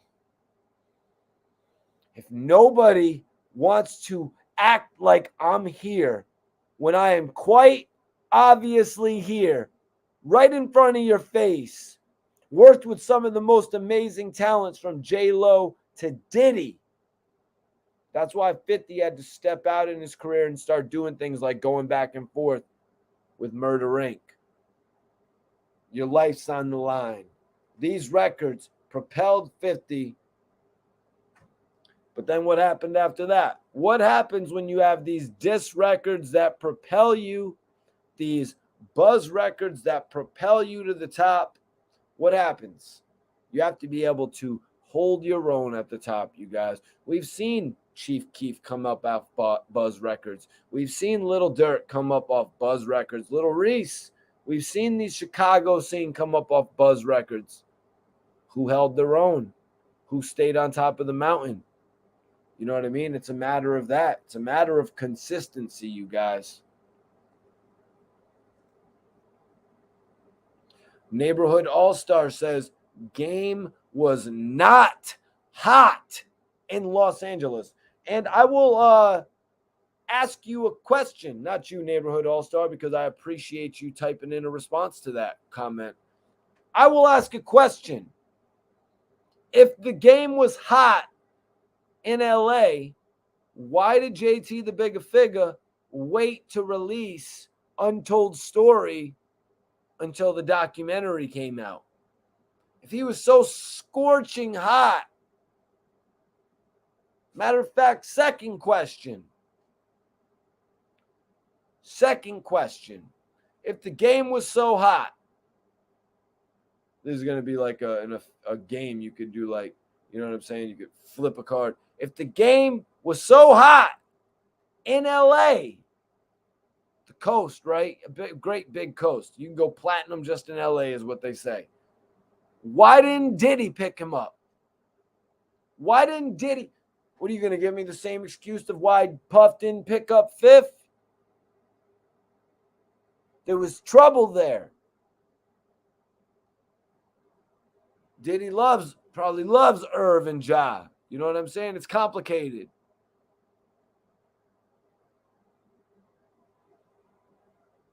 Look at the situation there, though, guys.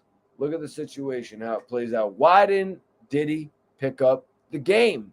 They were running around crazy.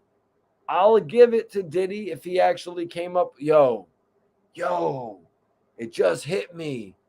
After 8 months of chilling with you, game, you should work with Dr. Dre. It just hit me. It's been 16 months. It's been a year and a half. You're from California. You should work with Dr. Dre. Appreciate everybody smashing that like button, y'all. But let's be real. If Game was that hot, he would have never been able to sign a deal with JT the Bigger Figure to release an independent album. What do we remember about what just happened? DJ Premier was going to do a project with Fat Joe, Terror Squad. 50 was going to be on the project. What happened, you guys? 50 signed with M and Dre. Give me 1 second to shut this off.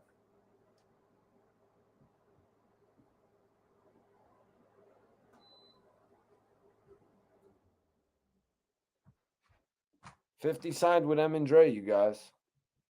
50 signed with M and Dre, and they shut that shit down right away. They're like, that shit's a wrap. I'm sorry, Premier. We love you. We got all the respect in the world for you, Premier. But nah, we can't do it, G's. We can't let you get that shit.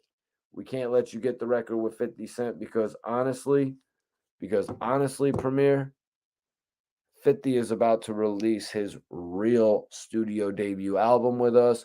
Get Rich or Die Trying. They probably didn't reveal all the details of it. You know what I'm saying?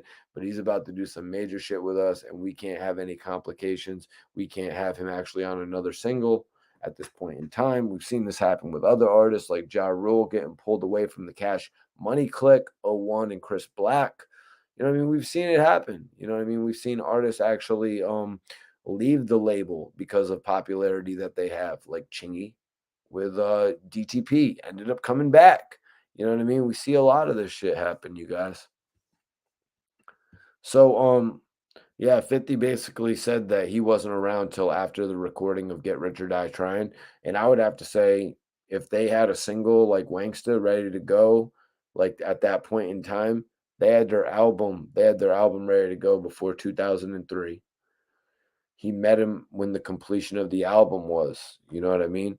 Now, the only merit that Game has with this is the fact that, 50 Cent actually used some West Coast slang. 50 was actually writing the album in the West Coast. I don't know the exact timeline of when they met. You know what I'm saying? I don't know the exact timeline of when they met. I'm kind of saying it's maybe around November '02. That's what I'm kind of saying right there. Maybe it's around November '02. Might have even been a little bit earlier. You know what I mean? Who knows who was popping in and out of the studios? All I know is that Dr. Dre was working on a project with the Game that really didn't go anywhere. You know what I mean? He was doing the solo NWA project. And like I said, that's got some intrigue. You know what I mean? That's got some intrigue. We actually saw the Game showing love to Lil Easy as well early on in his career. So that shit did have some intrigue, but Dr. Dre obviously realized that wasn't cutting it. That wasn't going to sell, no disrespect, but that wasn't going to sell 500,000 copies first week in the 2005 time frame. Music changed drastically. Would How We Do, would Higher, would Hate It or Love It, West Side Story, Special, Where I'm From, would all these records even be? Maybe Where I'm From, maybe Special. That was Nate Dogg. You know what I mean? I think it was 50 on Special beforehand. I do believe I heard 50 say that. But would all these records have been on the NWA album that the Game was putting out? Would those records even make sense to be on that? Because if the game should go back. Actually, you know what? This would be genius if the Game went back and did the NWA album like he wanted to at the beginning. How amazing would that be, you guys? Do I believe it personally? Game writing for 50? 50's such an amazing songwriter. You know what I mean? 50's an amazing songwriter. The way that he came in and just transformed into songwriting like that, you can't deny it. I don't know if it was Jam Master Jay or some of his early work with, actually knowing Cheeks and Freaky Ta, actually knowing Fredro Starr and Sticky, Onyx and shit. He knew these guys. He got the opportunity to be around these guys. Jam Master Jay, rest in peace. Freaky Ta, rest in peace. He got the opportunity to be around these guys and rub shoulders with them and shit. And also Nori, also, you know what I'm saying? Nas and shit like that. You know what I'm saying? He got these opportunities, and I really feel like that's what shaped him as such a great songwriter as well. I might be wrong about that, but that's just my interpretation. You know what I mean? 50 really shifted into the songwriting, into the not just songwriting, just an artist mode. He left that shit behind. You know what I mean? But like he said in the beginning, he wouldn't have been afraid to go back to it.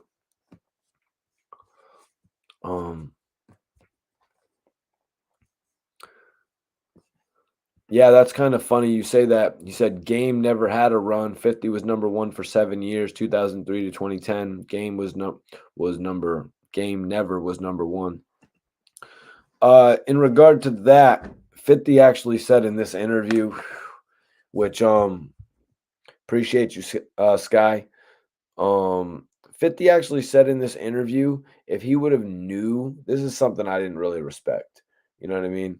50 actually said in this interview that if he knew the singles he gave the Game were going to do so well, he wouldn't have given them to him. I was actually kind of appalled hearing that. You know what I mean? I'm like, what? Are you kidding me right now? Are you really gonna go on the Breakfast Club and actually say that you would have given the Game, you wish you gave the Game worse singles so your album, The Massacre, could drop as the St. Valentine's Day Massacre on February 8th instead of getting pushed back for a month? I was actually pretty taken back by that. You know what I mean? I'm like, holy shit. So did you not want G Unit to be Def Jam? Did you not want G Unit to be Interscope? Because with that mentality, G Unit could have never been Interscope. If you have a mentality of, oh, I don't want my artist to sell records. The Games album dropped in January. There was no need for the Massacre to drop in February. You know what I'm saying? There was no need. As a businessman, you should have let the documentary play out. As a businessman, you should have let the documentary play out. Like that shit. Yo, salute Nick. Appreciate you for tapping in. SPI. Hell yeah. That's the guy right there. That kind of got to me a little bit, y'all.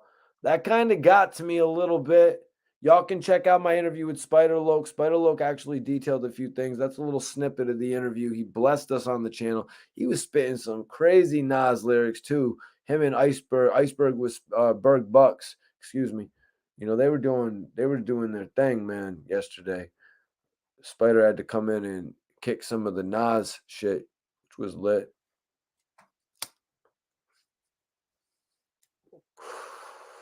Like I said, I appreciate everybody that taps in. On this channel, everybody gets a voice. You know what I mean? On this channel, everybody realistically gets a voice. As long as you're adding something positive to it, you know, remember that, of course.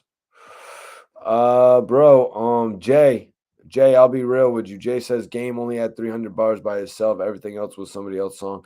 I'll be honest with you, Jay, on the new Game song, the new Black Slim Shady song, you know, the Game's moniker that he's actually was using to respect Eminem at first, but now it's like with the flow that the Game is using on this track, he's actually stepping in on Eminem's own flow, which we know the Game for. And I'm trying to explain to people like this shit is hard. The Game just went 300 bars on Eminem. Like, y'all, the Game just went 300 bars on Eminem is what I'm saying. That's what I'm saying. Quote it. That's what Mikey T, the movie star, is saying. M is coming back at this. M is most certainly coming back at this track. There was too much in there. Just like how Eminem did MGK. There was so much in there that you wouldn't want to respond. But in this case, this is the first shot. You know what I mean? This is the first shot. And it's not a corny track either. It's a very smart track. You want to know why it's 10 minutes? Streaming services, streaming purposes. Song is about as long as 5. Oh, shout out to my bro Gilly the Kid. He's out there partying with 50 as well. I might do a whole show on that, possibly. If there's a, you know what I'm saying? 10-minute song. Exactly. 10-minute song. That is strategic. This is better than when Rick Ross released the Birdman diss. Why? It's probably about 5 minutes longer.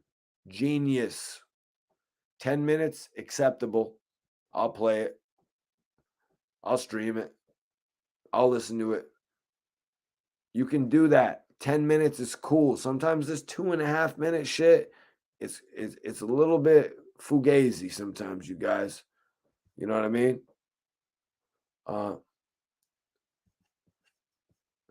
Yo, man, put some respect on LAX too, bro.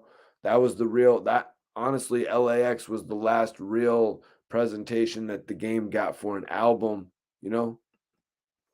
Honestly, that was the real last joint that the Game got for a presentation when they released the Big Dreams street single and they released Game's Pain. Nope, you're 100% right. Black Slim Shady ain't no gimmick track.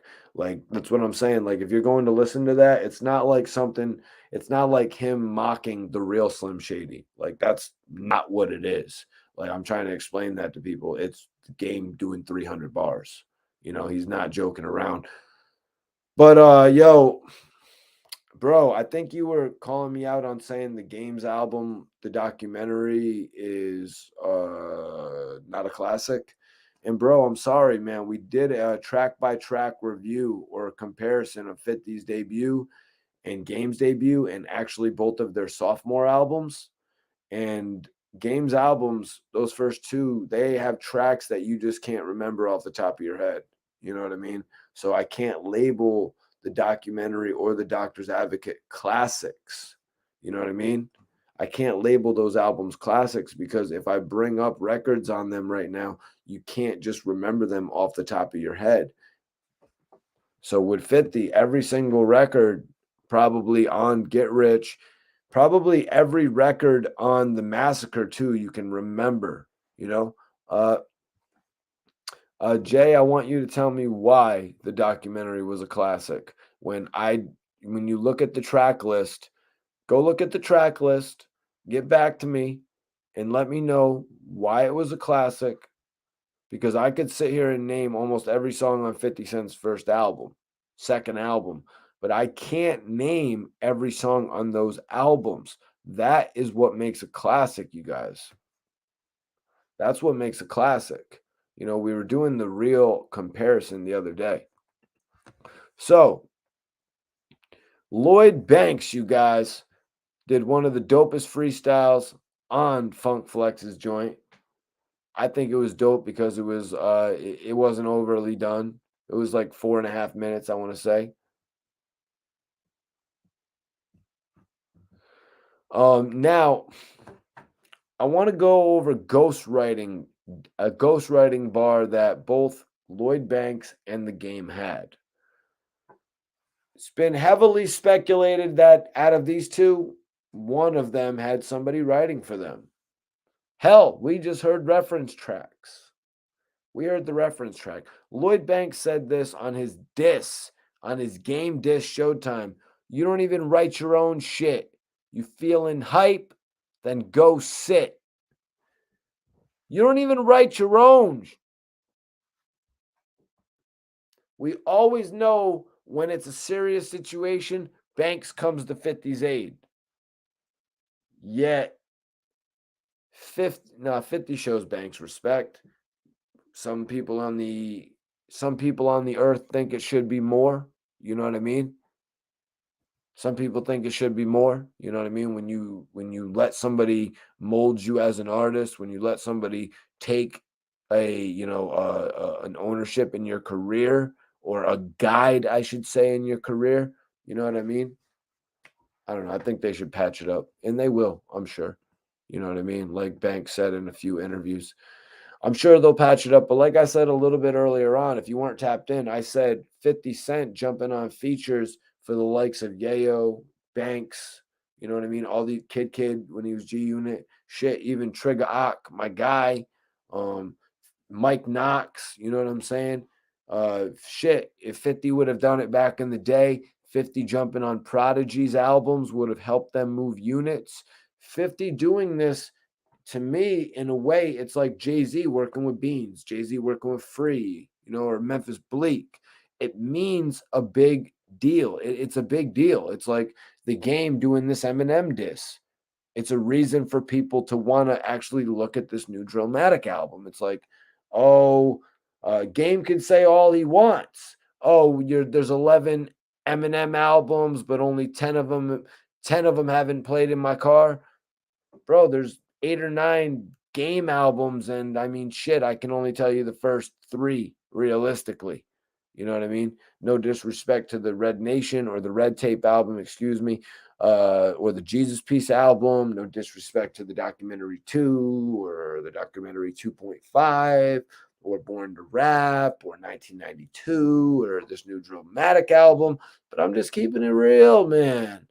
I'm just keeping it real. You know what I mean? Before you go and try to discredit somebody's catalog, and I'll admit I don't know the later part of Eminem's catalog.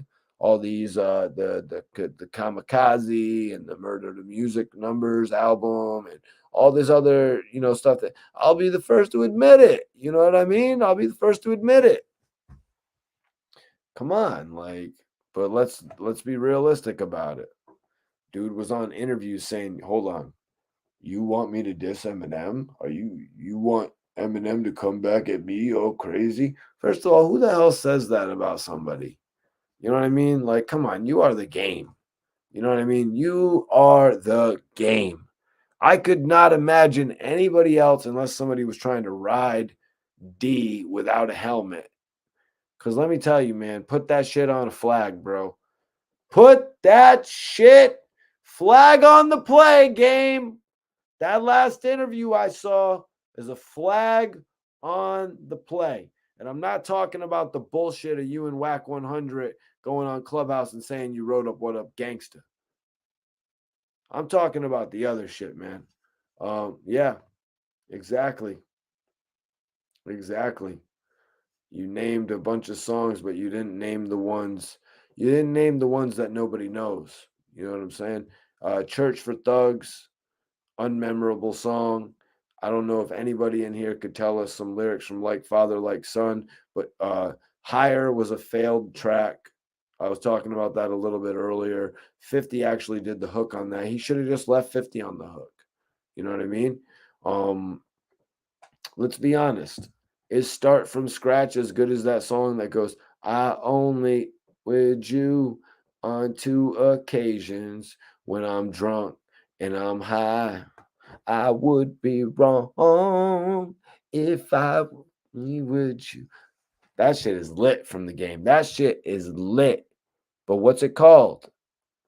But what's it called? You know what I'm saying? Is that one night? That's one night, right? You see, that's the issue with the game. Like Father, Like Son is nice. It's nice, but but yo, I'm sorry, Jay. I'm sorry, Jay. But when I think about Like Father, Like Son, I think about Wayne and Birdman. You know what I'm saying? Like, tell me the lyric, please. Tell me the lyric from Like Father, Like Son that's gonna bring me back to that conversation. You know what I'm saying? Tell me the lyric that's gonna bring me back. Cause I remember it back in the day. Yeah, it's cool. And just like Game has Nas on his Doctor's Advocate. Sorry, I don't remember the song. You made such a big deal about wanting to work with Nas and Jadakiss and Styles P and Fat Joe and I don't remember the Nas song that you did. And you know, like you have Jadakiss on the One Blood remix that's on the bonus disc of the Doctor's Advocate. Why did you even put your relationship with 50 Cent in jeopardy? You didn't even work with half of those guys in a real manner. That you know what I'm saying? Like, what was the point? It's like you just wanted to stick your chest out and just prove you were something, and you really canceled out 200,000 record sales. Like, if we're being real. So Game had a line about ghostwriters as well, where he said, fake ass ghostwriter, get your little flow tighter, for I put you in the trunk of this effing lowrider. And this was on Game's 100 bars track. He said, fake ass ghostwriter, get your little flow tighter. Wow, that's a little bit interesting right there. If I'm going to analyze that bar in comparison to Lloyd Banks saying you don't even write your own shit. So the game says get your flow tighter as if he's saying like, yo, you're not the ghost writer that I want to work with. I'm going to need you to go check up out of my studio, get up out of studio A, take your ass to studio C next door, get your shit written a little bit better, and then come back in here and join me. That's what that sounds like to me, guys. Tell me if it's sounding off to you. It's like it sounds like he's telling a ghostwriter to go get his flow tighter. You know what I mean? In all due respect. It looks like he's sending a ghostwriter out to rewrite the hook a little bit better, just like when 50 Cent ended up coming in with the higher hook. The verses were trash on that, I'll admit. The verses from 50 Cent. You know what I'm saying?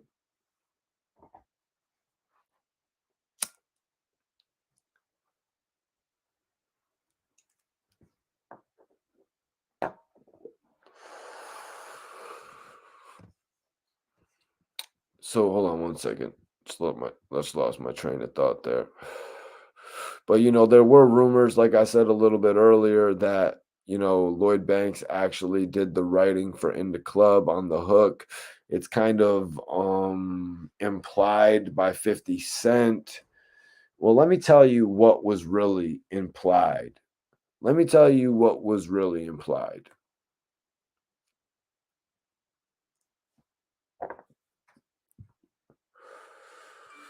Let me tell you what was really implied on that record. 50 Cent said, Banks told me to switch the style up, and if they hate, let them hate, but watch the money pile up.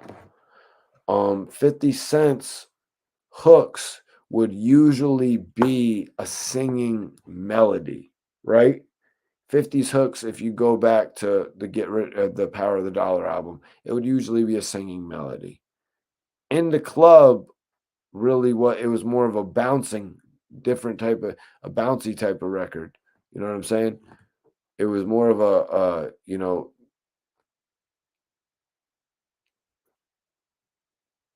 what I'm saying? It wasn't just some singing shit. It was actually 50 rapping some shit.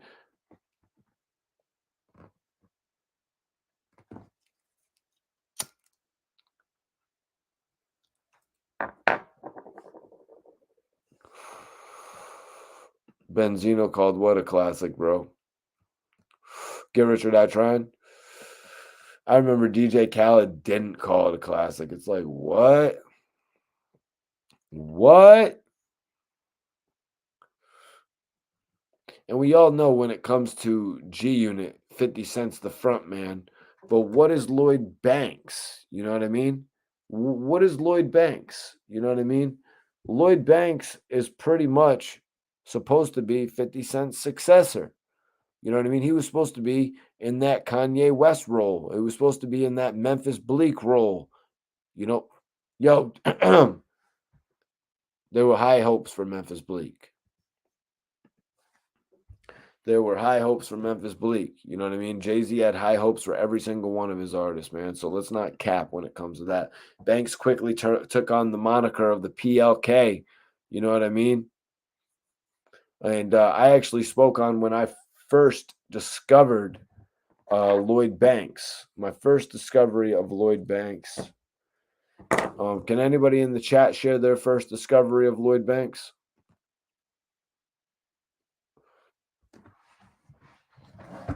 Can anyone else? The first time you heard about Lloyd Banks.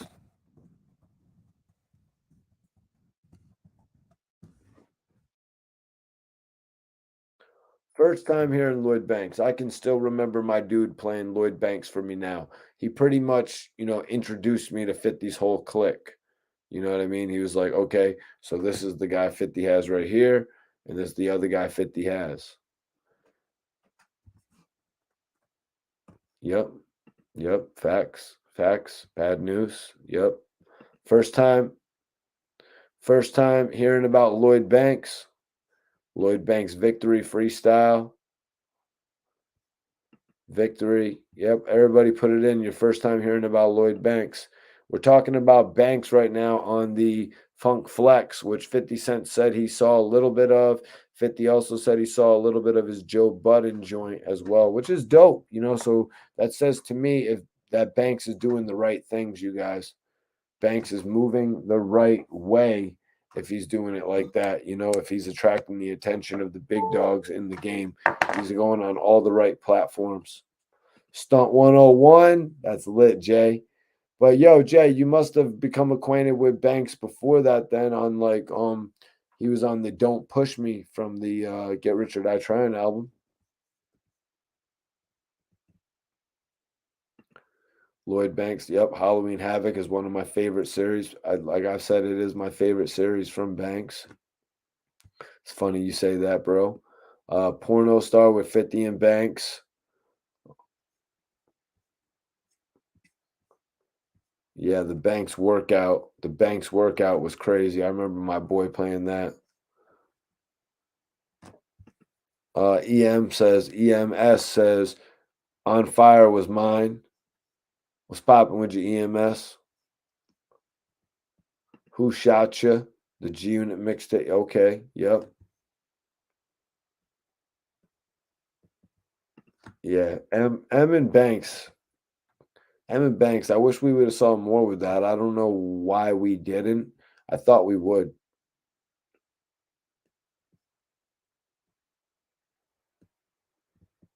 I don't know if I'd really compare Southside Story with Black Slim Shady.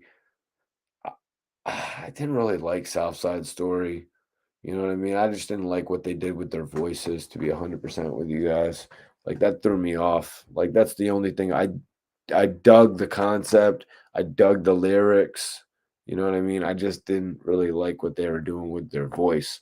Am I tripping you guys, or were they doing something different with their voice on the Straight Out of Southside joint?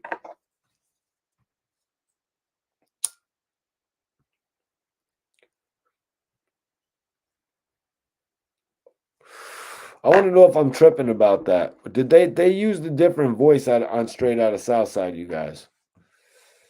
So let's go over this, man. Banks said, still one of the most underrated you ever seen. A fiend. I know screams to the smell of green. I done had them lining up. Now I'm blocks and pimping scene. Targets FYE and moms and pops in between. Yeah, man. Banks right there. Like we've heard about in the past, they would be ordering mad units to the Best Buy, mad units to the FYE, mad units to the Walmart. They ordered so many units. These dudes were going gold in a week, you guys.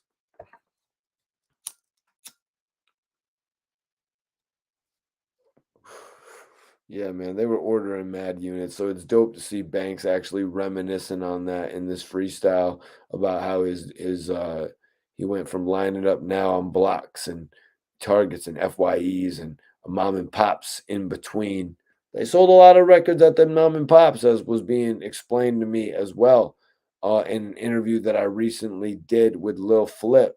Yeah, he was talking to me about them mom and pop stores, and their numbers weren't necessarily being collected. Their numbers weren't necessarily being collected by the others, by the other sound scan. So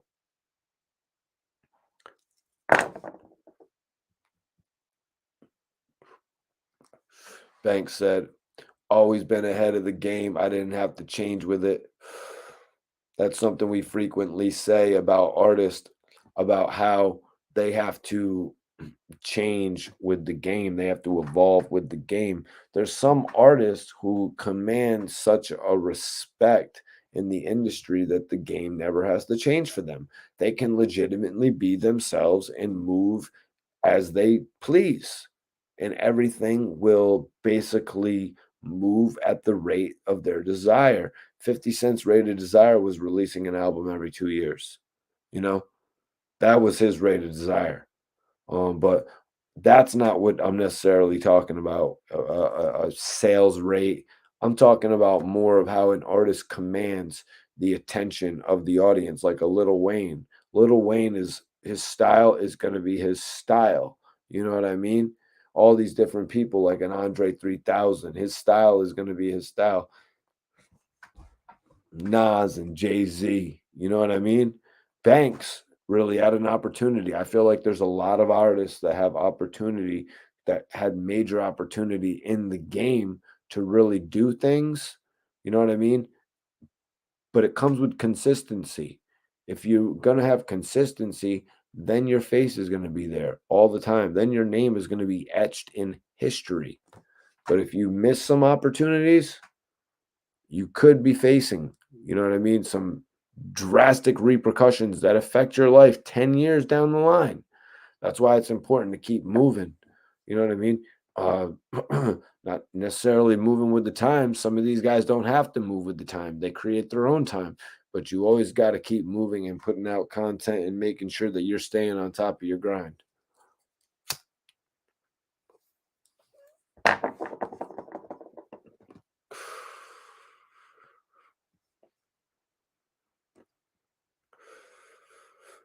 Damn. Damn, Blueface streaming better than the game. I don't know if I agree with you there, bro. I think the game is gonna move 30 or 40,000 first week. And then if Eminem actually responds, which Eminem could be doing right now for all we know. He could be working on it right now. The game's streams are going to go up. Let's get an official check on this.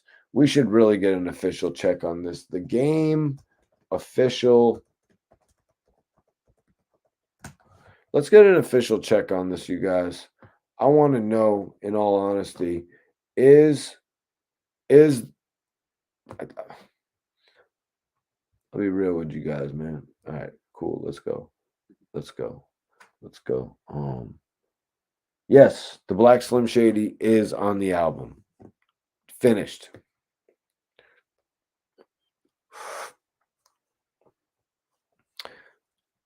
Big Lucci says Mikey T. He's got a question. Mikey T, if Lloyd Banks was so hot, why did Interscope drop him after 2 albums? All right. So you want me to answer this question? I'll definitely answer this question for you. Lloyd Banks got the opportunity to release The Hunger for More in 2004, July. He followed that up in 2006. He followed that up in 2006 with The Rotten Apple. Now, the rumors, the speculation, he was supposed to have the big withdrawal. I imagine that would have come out in 2005. They had given up a few singles for it. Get Low appeared on the Get Rich or Die Trying soundtrack. The more I look at the 2005 schedule for G Unit, Lloyd Banks' album really couldn't have fit in there because we had 50. We had Game in January, 50 in March. Tony Yayo was supposed to be in June. It got pushed to August. Then we had the Get Rich or Die Trying soundtrack in like November. So the Lloyd Banks's big withdrawal would have had to drop in June of 2005 if it was going to drop. His drop got canceled out. That led to the Rotten Apple getting pushed back for over 2 years. It went from releasing from July of 04 to October of 06. He legitimately had to wait 2 years and 2 to 3 months to release his album. Now, as far as Interscope dropping Lloyd Banks, as far as that goes, that's just not really the case. At 50 Cent's time, at that time, 50 Cent removed G Unit from Interscope and brought all of them over to EMI. They all went over to EMI, or I believe actually, 50 was working on a deal with Caroline Independent Label, something along those lines. That was the name of it. Lloyd Banks finished The Hunger for More 2, had it ready. It was hot.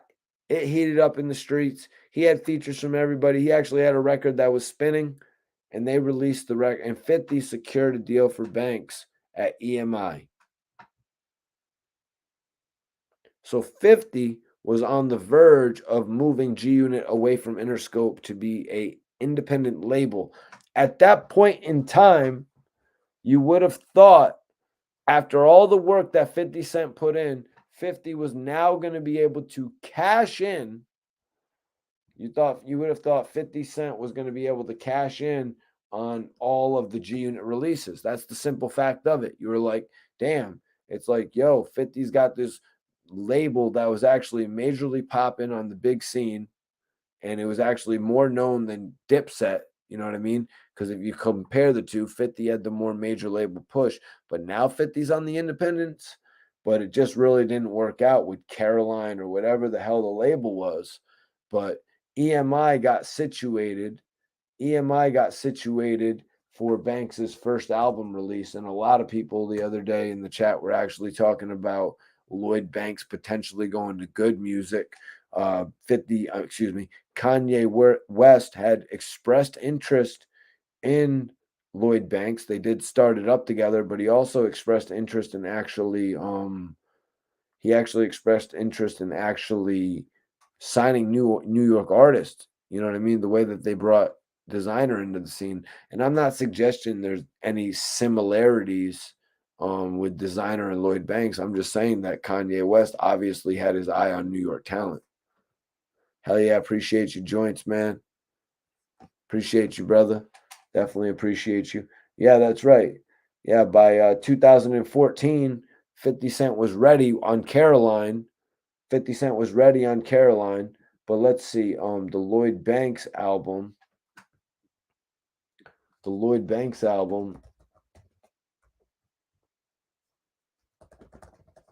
was, I want to say it was 2012. Nope, it was 2010. Yeah, so don't get on me for being 2 years early or 2 years late. It was 2010, and 50 just had not secured that independent deal, even though 50 is the executive producer on The Hunger for More too. 50 just had not secured that dope independent deal that we were all waiting for them to get, and it never ended up happening. You know what I mean? Just like 50 lost the ability to actually release artists on a major spectrum, he also never really got the chance to do it on an independent level either. Banks said,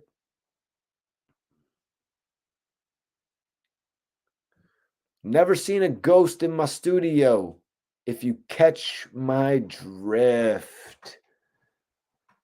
Never seen a ghost in my studio, if you catch my drift.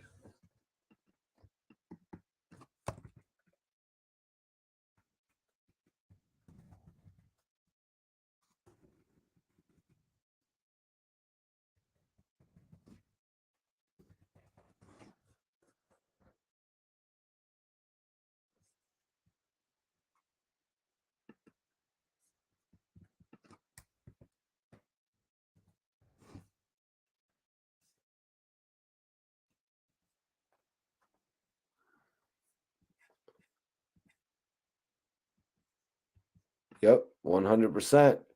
Eminem's response to MGK was actually the highest rated uh, YouTube views before 6ix9ine had come home, and that was a audio track.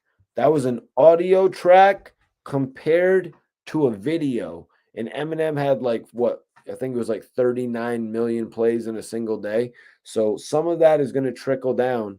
Some of that is going to trickle down to the game, you guys. That's just simple as that. Game is going to get a bunch more streams.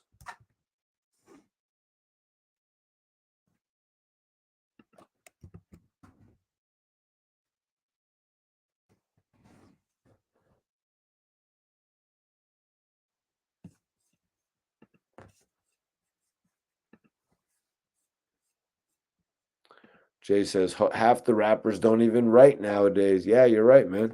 Half the rappers just jump in the booth and say what they feel. And a lot of the times, a lot of people probably freestyling in their car understand it. They're like, oh shit, I just freestyled something that I would have never thought to write. I just freestyled something that, you know what I mean? It's like,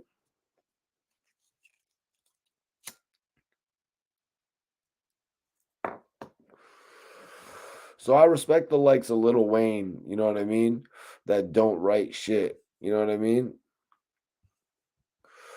Tom says Game is praying that Eminem responds. But let's talk about this ghostwriter line.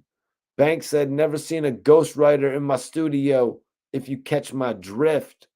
Who is he talking about, man? Is he talking about 50? Is he talking about Game?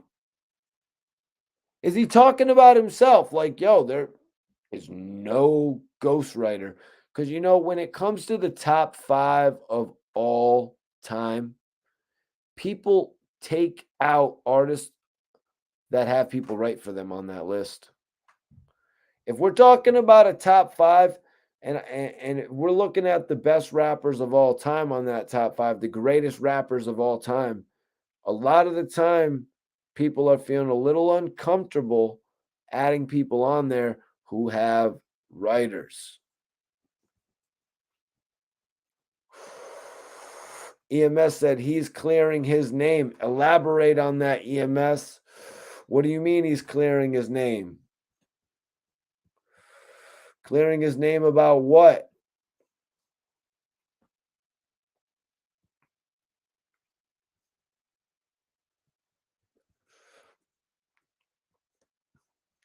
Am I smoking runts tonight? Yeah, I think I am actually finishing the runts tonight, bro. That you say that, Lucci.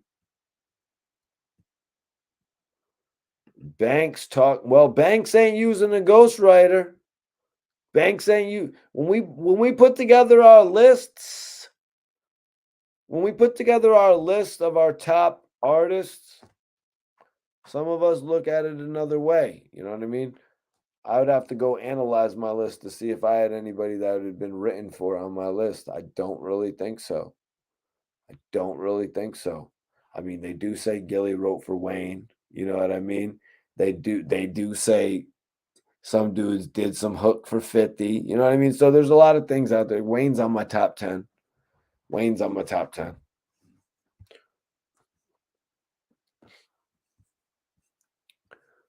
Banks is the ghostwriter. That's funny as hell. That's funny as hell. I don't actually believe any of the guys straight up have somebody write for them. You know what I mean?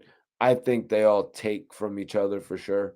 You know what I mean? They're all working together in a group setting. You know what I mean? So honestly, I feel like they just take from each other naturally. They help each other naturally. If somebody like the Hot Boys back in the day, you know what I mean? Like Turk and Wayne writing together, and BG and Turk and Wayne, all these guys writing together and shit. You know, they build off of one another. That's something I respect. Now, my homie Caps, you know what I'm saying? He was talking about with battle rappers and shit actually working together. That's a no-no. And I actually got to say I was agreeing with what he was saying on that, man. Shout out to Caps, Angry Fans 007, my G right there. He be on YouTube heavy, he be on Instagram heavy. You know, he's got a lot of great content. I'm sure a lot of y'all are familiar with him and shit. Um Yo, Legendary. We were talking about that a little bit earlier. We'll get back to that, Legendary. Save that for a second. Let's go over this topic right here with Lloyd Banks, his freestyle on Funk Flex. He's going everywhere right now to promote the Cody 2 album. You know, now he said, never seen a ghost in my studio if you catch my drift. My rap clicks too heavy for sneak dissing. Whoever thought clout chasing would have the street shifting? So Banks obviously still coming with heavy shit. But the whole ghostwriting scenario, never seen a ghost in my studio. Never seen a ghost in my studio. I'm rocking with you, Banks, man. You know, I'm rocking with you, man. But we did hear him say on Joe Budden's podcast that he learned a lot from 50 Cent. You know what I mean? And we obviously, evidently seen it within the albums with 50 assisting him on hooks, with On Fire, with 50 helping him with Hands Up. And that's not a bad thing. You know what I mean? I don't look at that as a bad thing. I look at that as those are the areas where 50 should be assisting Banks. You know what I mean? Like I said an hour ago on this video, 50 Cent jumping on a Lloyd Banks song makes everything jump. So I don't know why that was one of the things that he really wanted to shy away from. That doesn't really make any sense. Just like 50 is saying with his shows, like, oh, I'm going to do an EP to go along with my movie. Like, yeah, that's going to make the movie jump. It's going to get to an extra couple 100,000 people interested in the damn show. Yes, it's going to make your streaming numbers go up. The same thing would be happening if you did that for Lloyd Banks. The same thing would be happening if you were still doing that. And all you got to do is jump in and do a little hook, jump in and do a little verse, jump in and do a little intro. Like, come on. Like, so, but it's like the narrative is kind of like 50 would rather go on all these platforms and say, yo, I'm sick of carrying G Unit. I'm sick of, yeah, apparently you were sick of it because there was a big difference with Beg for Mercy and Terminate on Sight. I loved how Beg for Mercy featured 18, maybe 17 17 50-cent hooks. Terminated on Sight didn't feature that many hooks from 50 Cent. That was disappointing. That was disappointing. If it's not broke, yo, come on, man. If it's not broke, don't fix it, man. Why are we running around fixing shit that's not broke? You know what I'm saying? This ain't Dipset. I don't want to hear all the, you know what I'm saying? The way Cameron did his shit was lit. The way Cameron gave all the different artists like 40 Cal and Uncasa an opportunity right alongside Jones and Jewels. You know what I'm saying? Shout out to Freaky. Like that was lit. You know what I'm saying? The way he gave all those guys an opportunity with G Unit. Come on, man. Let's stick to the script. Let's stick to the script. The whole thing about G Unit was that they went from making those mixtapes to actually making quality albums. Yo, yo, yo, yo, yo. What's up? Iceberg is in the building. Yep, joints. TOS was Garbo. You know what I mean? TOS was Garbo. You know, they should have had they should have had a better A&R on that project.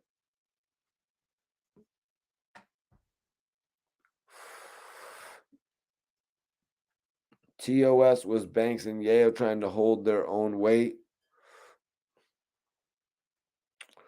Came out too late as well, I want to say. Came out too late as well, I want to say. Like from going from 2003 to 2008, that was just a little bit much. But we got to be real, you guys. It was pretty much thrown out the window for a classic G Unit album with Game to happen after he walked away from everything. Like, what the hell was he thinking? In Game, what were you doing in 05, bro? What were you doing in 05 after the album dropped? You know what I'm saying? Because you dried up after that. Like, you could have been on Yayo's album. You could have been on the Get Rich or Die Trying soundtrack.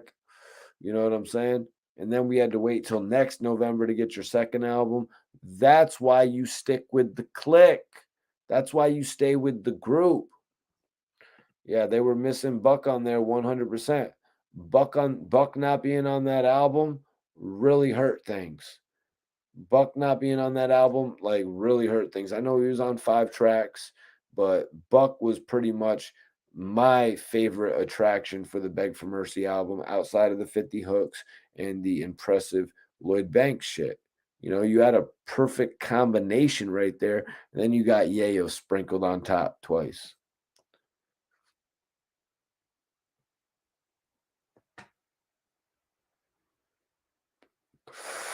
John, you're 100% right about that, bro. With Banks taking a little bit of step away. Legendary says that TOS. Legendary, you can ask your question now too, bro. Legendary says TOS was good, but not classic like their first album. Oh my god. Oh my god. There's really no comparison between those two.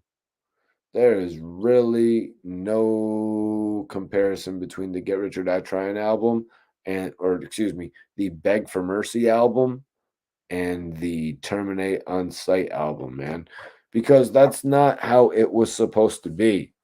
In 2006, we were probably supposed to get another G Unit album with The Game, Young Buck, 50, Banks, and Yayo. That's probably what we were supposed to really get in 2006. Mobb Deep probably would have been featured on there too.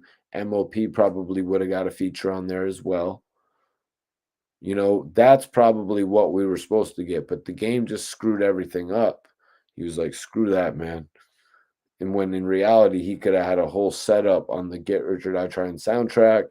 He could have had a whole setup on the G Unit official new album that featured the West Coast and the South.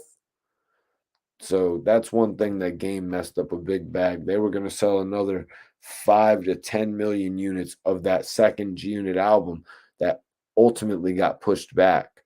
You know, they would have been able to release late 03, pretty much 04. They would have been able to release again by 06 because 04 was used as a platform for Banks and Buck to get their projects out. And then '05 was just scattered as hell. '05 was scattered as hell. They had 4 projects drop. So by '06, they would have been able to do the G Unit album. Probably, maybe they would have moved the Mobb Deep album up. The Mobb Deep album should have dropped in January, first of all, when Have a Party was going off, and then they put them in their place out. You know what I'm saying? Makes no sense. So '06, right? So '06, top of the year.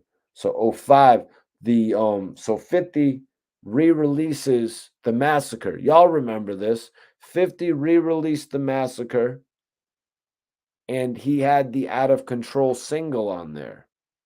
So somebody get me a date on that. That had to be late because it was '05 already. And so 50 had released in March. So it would have had to be end of summer at the very least. After they signed Mobb Deep too. So then 50 releases that single. Then he releases Have a Party. And then they release Put Him in Their Place.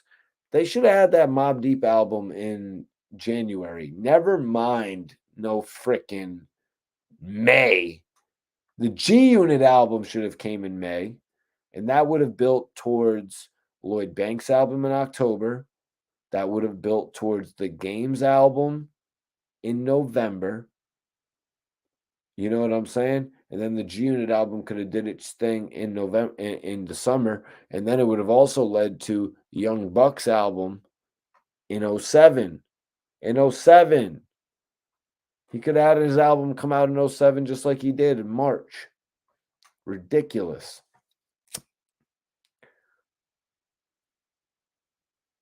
But that's just me kind of fantasy booking the G Unit reign.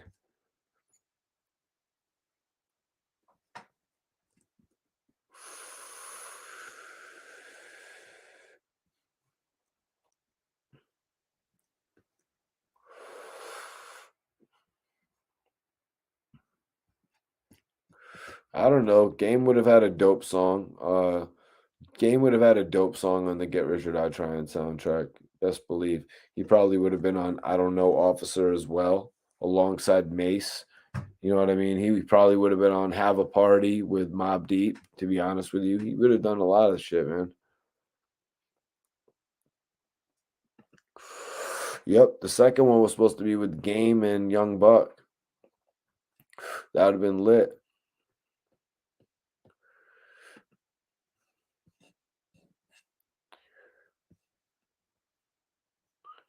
What you talking about, joints?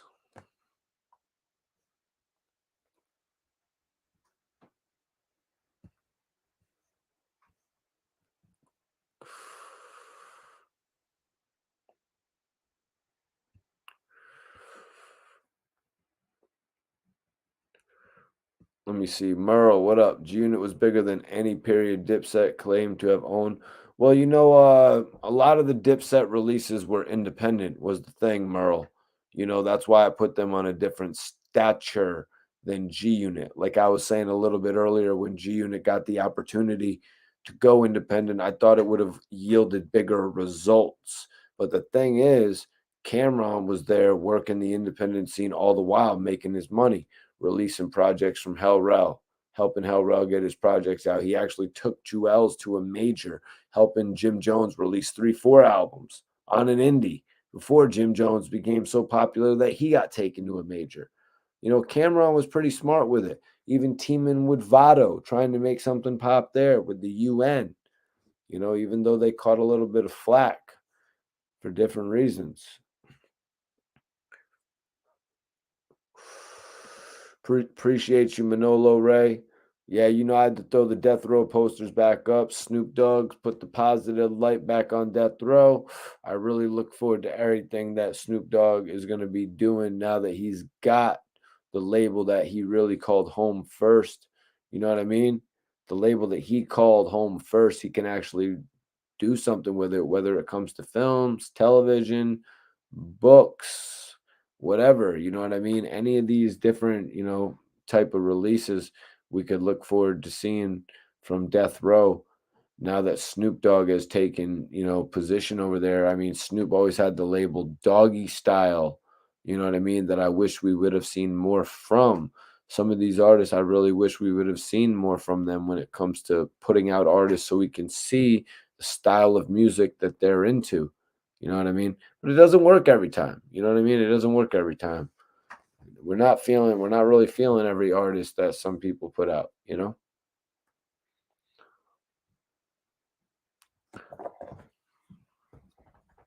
Let me see here. Let me get my L lit back up, y'all. Excuse me for lighting my L. Let me see here. Legendary says G Unit is way better than Dipset.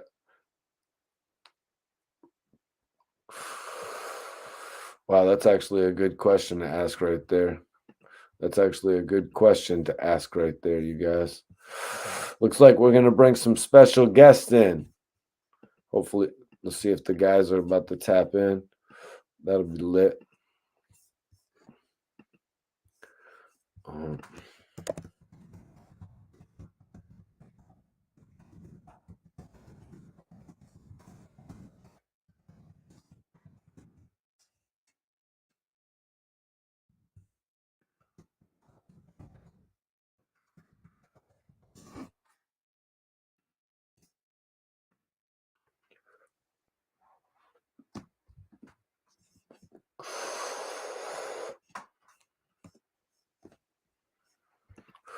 Mace on death row. Interesting. Interesting right there. I don't know about Mace on death row. I think honestly it's just an offer that Mace had on the table. You know what I mean? Why wouldn't that offer be on the table? Mace generates a lot of interest when it comes to the music industry. Whenever he shows interest in jumping back up onto the scene, there are several labels I would imagine that take interest would actually sign in Mace. He's one of the most he's one of the biggest figures in hip hop, you guys. Let's be real about it. He's one of the biggest figures in hip hop, almost like what we were just talking about with Snoop. Mark says G Unit over Dipset. KD says, bro, I never heard Dipset in the West at that time, only G Unit. Like I said, independent vibes, bro. Independent vibes, different levels to this shit. But I'm pretty sure you heard Joel Santana and Jim Jones as when they started blowing up over there. Correct me if I'm wrong. If you did, you start hearing some Joel Santana starting to pop over there because had the market, he had the machine of Def Jam behind him. You know what I mean? They did some shit. Jim Jones, I'll say you probably started hearing him when he started doing Certified Gangsters and when he started doing Ballin'. You know what I mean? Obviously, he's got some other stuff, earlier stuff, Summer in Miami. You know what I mean? Um, the mixtape stuff, I wouldn't really expect you to be hearing all the way over there. Even though Stack Bundles and Max B caught a really popular wave with Jim Jones. I mean, some of it wasn't as commercially played. A lot of people were like, damn it, Jim, will you put Max B on that shit? Don't get it twisted. Put him on a lot of shit. I would put a lot of those G's up. You know what I'm saying? All those type of records that Max and Jim did together that were featured on the albums, I would put those in Jim's verses.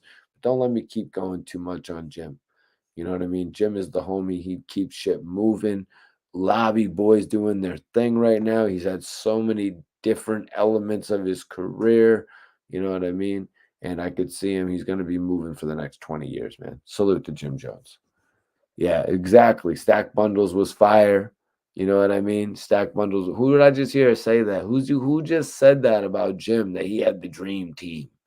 That he had the dream team, baby. He literally did.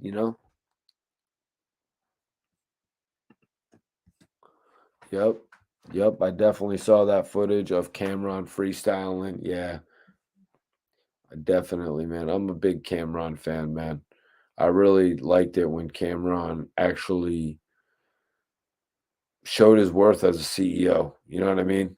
It's a lot different than the other artists that we've seen take a step into the CEO type thing. Save that for another day, though. You know what I mean? Save that for another day. I always looked at Cameron like that. You know what I'm saying? It was crazy seeing what Cameron did coming into the game, releasing those solo albums, and then just Max B. Hell yeah, Max B. Yeah, Dipset was a movement. So what are you saying, Sean, about G Unit, bro? G Unit was a lifestyle, bro. G Unit was a lifestyle, man. You know what I'm saying? G Unit is a lifestyle. Curtis! Curtis! Yeah, Cam was funny as hell because in all honesty, we had heard a few people, you know what I mean, speak about the whole name thing, you know what I mean, having the same name as 50 and shit like that. Um Other things you had heard about Ross and Meek Mill actually having a similar name. Cameron using 50's name. We had heard 50's name. The general public knew his name was Curtis. So that's why it worked so well. You know what I mean? If like he wasn't a worldwide phenomenon, you know what I mean? It wouldn't have worked so well. You know what I'm saying? But it just so happened that a lot of people know this man's name. Hell, at this point, the album, the movie came out where it was like Curtis, 50 Cent Jackson. You know what I mean? Oh, I went over funeral music a few days ago, man. You know what I mean? Some of the lyrics from funeral music. I actually did that a few days ago, maybe last week. Yeah, Tom says G Unit is a part of my life soundtrack. Yeah, and I'll just say there's a lot more pieces because it's like Dipset, obviously a part of our life soundtrack too. You know what I mean? But I just want to say there's probably more pieces of G Unit influence in that soundtrack. You know what I mean?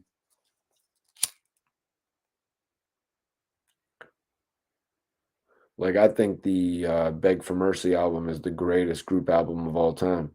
Maybe I might catch a little bit of flack for that or whatever, but that's just my opinion. Yeah, shout out to Hellrel.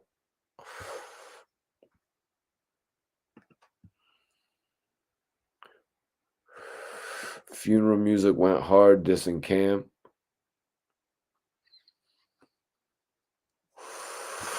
Cam demoted the soldier. We like Jimmy better anyway. We like Jimmy better anyway. Yeah, 50 went hard on them, man. We like Jimmy, come over to G Unit. You need a better deal for balling. Sorry, Fifth. Ballin' already came out, bro. Oh, all right. Well, let's do another ballin'. Mark says, Get Rich or Die Trying came out in my senior year in high school, class of 03.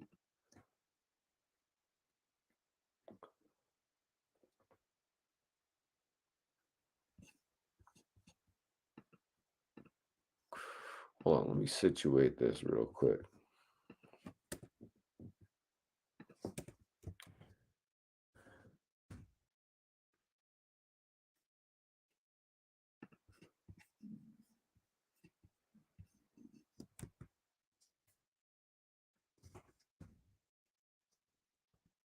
Oh, I like it. I like it.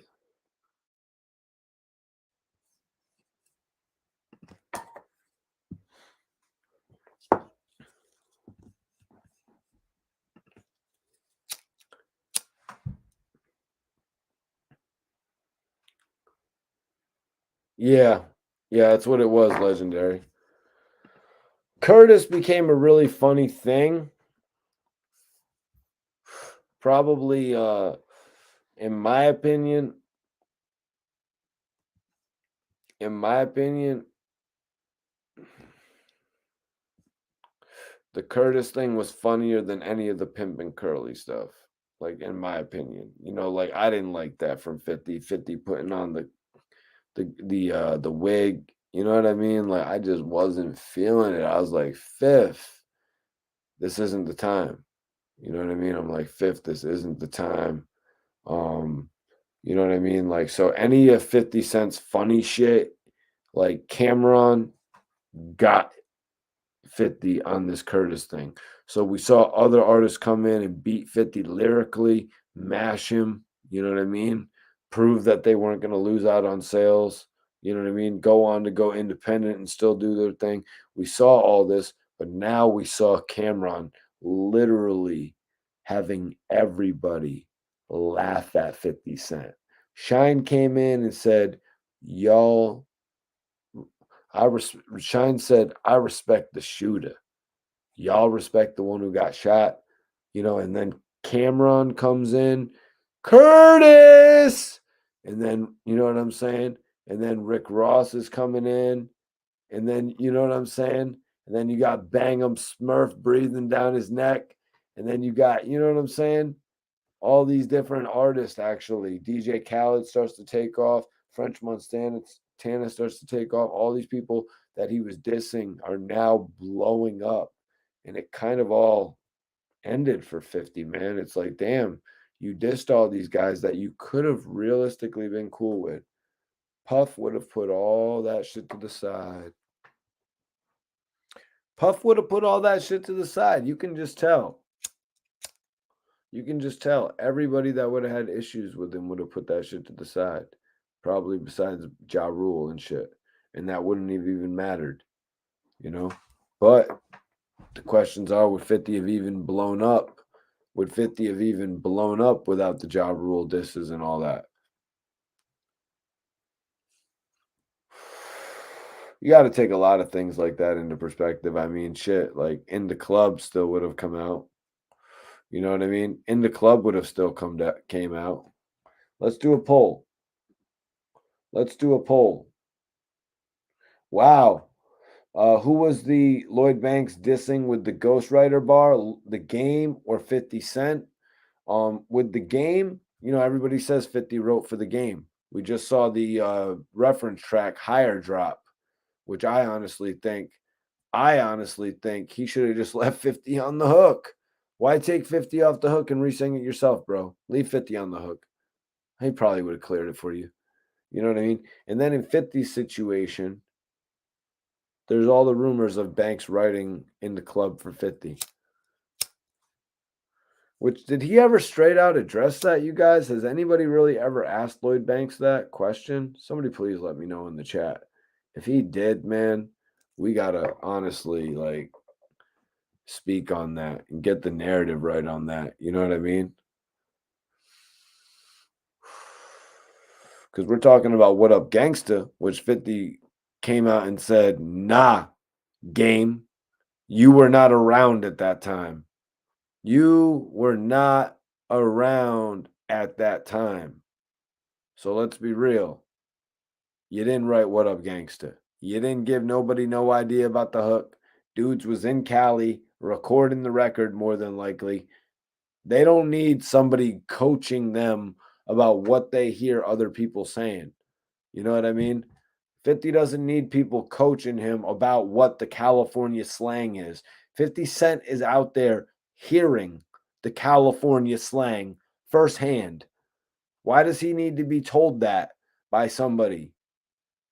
I'm sorry, are you the one who signed with Dre and Eminem? Dre signs a bunch of dudes, man. I'll be honest with you. Dre's probably going to double back and ask me to help work with your shit. So play it cool, man. You might be able to become a member of G Unit, but I don't think it really went like that. I think, Dre is always heavily invested with his projects. You know what I mean? He just saw an opportunity to place game with G Unit, and it made more sense than anything. It really did. It made more sense than anything to put game with G Unit.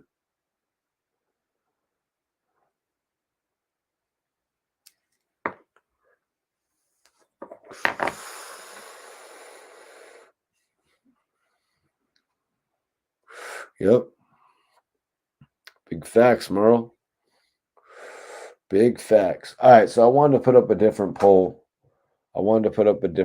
Shit. Whoa.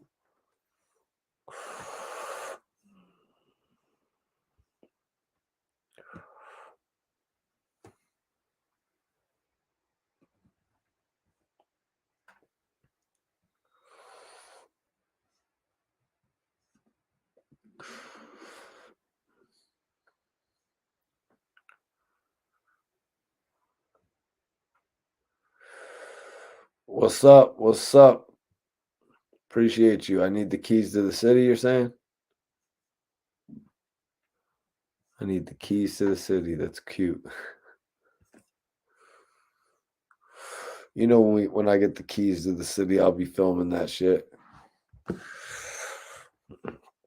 Like, oh, we want to give Mikey T the keys to the city. Okay, let's go. Looks like I gotta roll up again. I'm about to roll up this strain, you guys. That's amazing. I think I'm all out of the runts now. Yeah, I'm all out of the runts. Nick says, yo, Nick, appreciate you again for tapping in on here, bro. And actually adding to the chat, geez. And I appreciate everybody keeping it, cordial and cool in the chat, adding to the conversation. You know what I mean? But he said Game was ghostwriting for Bad Boy, as was 50 Cent. You know what I mean? A lot of these guys got an opportunity. A lot of these guys got an opportunity to write for Puff, to be around Puff. You know what I mean? I'm not sure how serious Puff actually took their stuff. You know what I mean? I'm not really sure if you saw it. I mean, one thing I did want to bring up is how French Montana was talking about the fact that Puff Daddy didn't even think Pop That was going to be a major record. You know what I mean? A lot of people were saying that, not a lot of people. Puff Daddy was saying, yeah, I don't know if that's the one. When it was like, yo, what are you talking about? The one. This has Ross and Lil Wayne on it. I think it was actually Ross and Drake on it. This is the one. And then Lil Wayne sent in his verse. And I remember I was there at the video shoot when Lil Wayne pulled up on the skateboard and shit. I was there when Lil Wayne pulled up on the skateboard and shit, man. That shit was lit. That shit was lit. My dude Bully smoking on that gelato. I'm smoking on runts. For anybody that wanted to know. Anybody that wanted to know, I'm smoking on some runts. Jade. Oh shit. All right. Everybody in the chat answer this as well, man. Everybody in the chat answer this as well. What do y'all got? What do y'all got on this one, man? Jadakiss or 50? Jadakiss or 50 overall? So if we're talking overall, Jadakiss has a dope ass trilogy. Jadakiss has a dope ass trilogy. He also has various projects with D Block, The Locks, that we really got to consider. 50 Cent also has projects with G Unit. 50 Cent has movie soundtracks. 50 Cent has his own 5 albums, just like Jadakiss, that we could go over in regard to that. Legendary. I mean, that's a big question right here. I wish we had like the panel on to really answer that for you clearly. But like I'm giving a little breakdown right now, they have a somewhat similar catalog when you look at it. The only thing that Jadakiss has on 50 Cent is that he is more currently relevant. That is what Jada currently has on 50 Cent. So if we're talking music, right now I got Jada over 50 all day. But if we're actually talking interest level in artist, you know what I mean? If we're actually talking interest level in artist, I'm going to go 50 Cent. You know what I mean? Because Jada, the one thing about Jada's career that I can find a fault with is the infrequent album releases. That is the one thing that I find to be an issue with Jadakiss's career, you guys. Even after the top 5 DOA album that he did, said he was going to start releasing albums more frequently. Now with 50 Cent, he masked his 2-year release schedule. He masked it by releasing Banks and Buck, and then releasing Yayo and a soundtrack, and signing Mobb Deep, and he masked it, all of these albums release dates, so it didn't seem like it was that long in between the Massacre and Curtis, but then it was pretty much all over by the time we got to Before Our Self-Destruct. But that's kind of what he did in comparison to Jadakiss, whom it was harder for him to mask it. You know what I'm saying? Even though he was popping up on New York. And you know what I'm saying? Even though he was involved in a back and forth with Beanie Siegel, you know what I mean? Even though he was he was struggling through several different label affiliations with Locks. You know what I mean? Setting up in some occasions. But let me see what y'all got. Sean says 50. If we're going music, I'm going Kiss. You know what I'm saying? Because that's the one thing that Kiss has right now over 50 is the fact that he's more musically relevant. Yeah, it's a tough one. Tom says overall 50. EMS says I can't answer because their styles are different. Oh shit. I didn't even take it into that effect. I took it into the business effect and I took it into the more relevant of today. But let's take it into the effect of actually let's take it into the effect of who I actually like their cadence of rap better. Wow. Because Jadakiss, like I said, that's one of the reasons Jadakiss is just still so relevant today is because his flow is so dope. But 50 Cent, all of these early raps like Poor Little Rich, like My Style, and then the earlier stuff like The Good Die Young, you know what I mean? I'm a Hustler, you know what I'm saying? Slow Dough, all these flows from 50 are just like these are flows that I really love. Um I'm gonna have to go when we're talking about actual rapping. Uh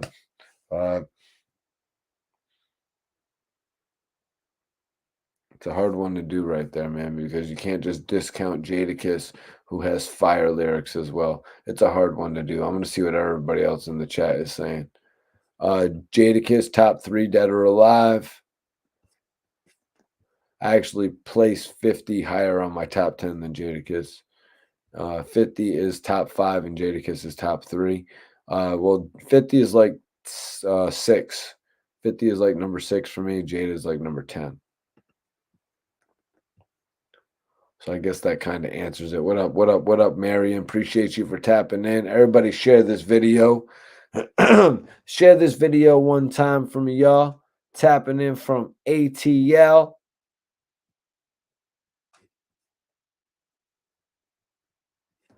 Sean says Jadakiss was out before 50. 50 blew past him. That's a very good point. You know, Jadakiss was out, during the big era. You know what I mean? The Locks was rocking around with Bad Boy and all that when 50 was struggling to get a deal. Or should I say, no, he wasn't struggling to get a deal. No, I'm going to take that back. But he was certainly struggling to make the deal work. You know what I mean? He was certainly struggling to make the deal work. A lot of people were interested in grabbing 50. It's very evident. But where was it gonna work out? Big question. Smoking on that Northern Lights. Smoking on that Northern Lights.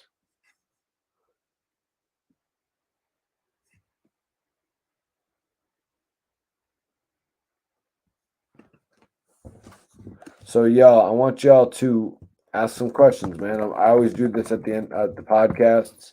Mikey T, the Movie Star Podcast. I always do open questions. If you're new, y'all can ask some open questions. Just make sure you keep it respectful. Make sure you keep it respectful. Let me see what's going on here as far as my chronic goes. Looks like I gotta run over there and grab some more. Yes. 50 Cent was signed to Shady Aftermath, the biggest label in the history of rap music and hip hop. Wow. Lucci, you're throwing a big title on it, bro.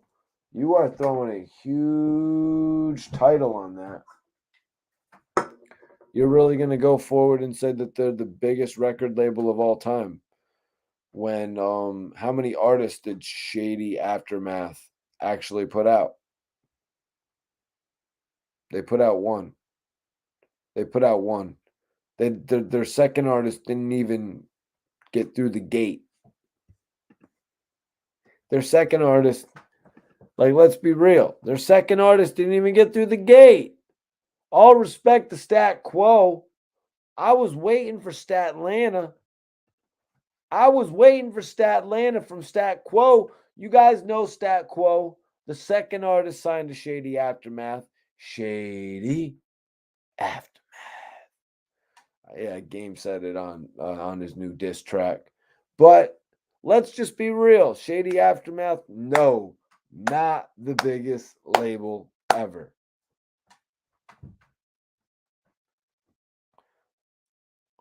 Quality over quantity joints? Bro, it was one artist. They put out one artist. D12 wasn't even Shady Aftermath. G12 was Shady. You know what I mean? D12 was Shady. Look at the Aftermath releases. You know what I mean?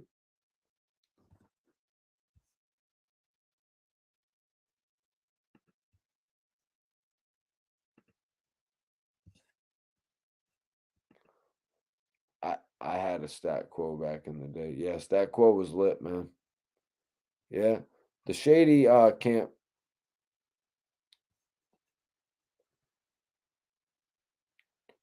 Yep. Yeah, we was actually talking about that like last month. We might have to talk about that again though in the future, you know what I mean? I know there's a lot of new people.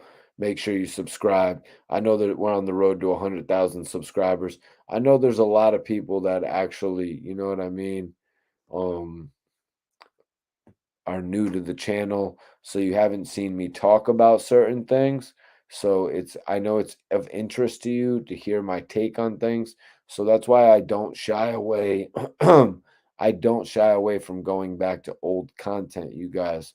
You know what I mean? I'm not gonna let anybody try to direct me about what I'm going to talk about on the platform. You know what I'm saying?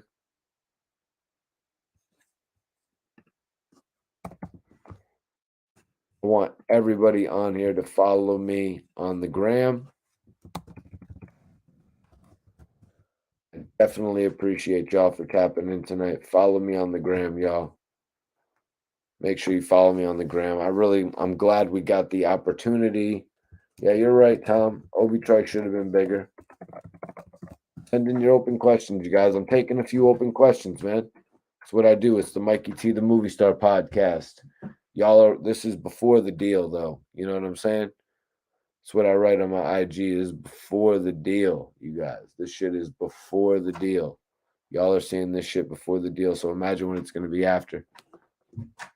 But yeah, no, Obi Trice should have been bigger.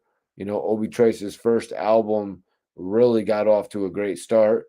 You know, even though the Cheers was kind of a weak single, you know what I'm saying? He still had to follow up with Nate Dogg, his second album. Yeah, let me go grab my shit. The second album actually had Akon on it with Snitch. You know what I mean? Had a good title. Second Rounds on Me. Eminem was still heavily affiliated. I guess that's the word for it. Eminem was still heavily influencing it, affiliated with it. Eminem was working with it. You know what I mean? I just don't know why the damn album only sold 80,000 first week on the second joint. I see some questions popping in. Send your questions in, man.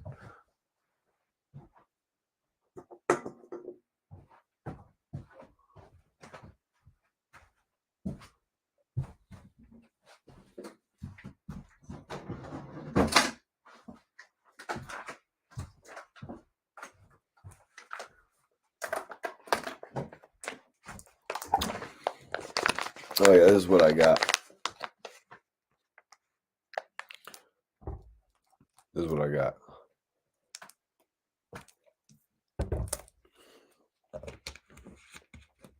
This shit's fire too.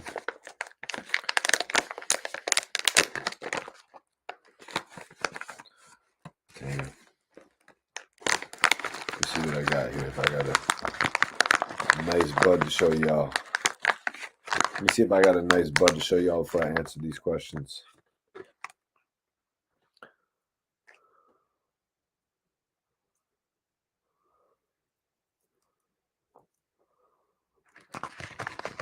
One second, man. Let me pull this shit back.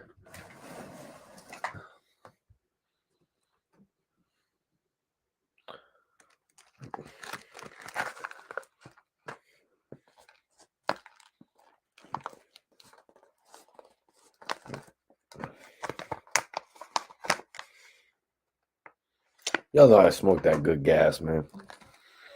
Hey, damn. That's that shit right there, man. That shit right there. But all right, I saw some open questions.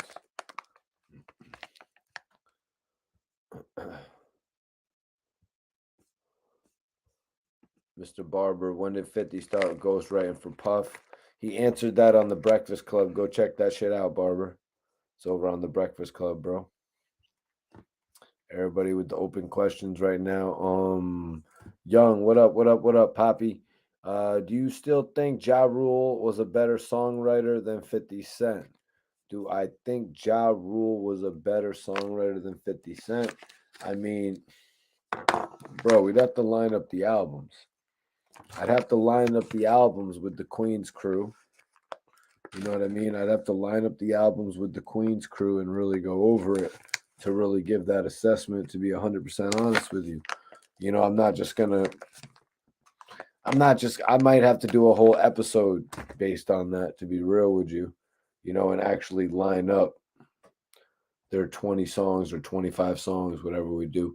What do y'all think? Should it be 20 songs or 25 songs, 50 Cent versus Ja Rule? Sean says, besides Wayne and Cam, who has got more songs than 50 Cent? T.I. We got to throw T.I. on that list. T.I. had mad records. If you want me to bring some up, I could bring some up. Let me see. Another artist we could throw on that list might be Luda. But let me see. I'm more interested in seeing if Luda makes that list than T.I., to be 100% honest, because I know T.I. has like 7 or 8 records that could go up against 50. Let's see what we got for Luda, though, man, just for old memory's sake. So the first joint we got from Luda is really... the first joint is What's Your Fantasy? We got What's Your Fantasy from Luda. We got Southern Hospitality and Ho. Then we got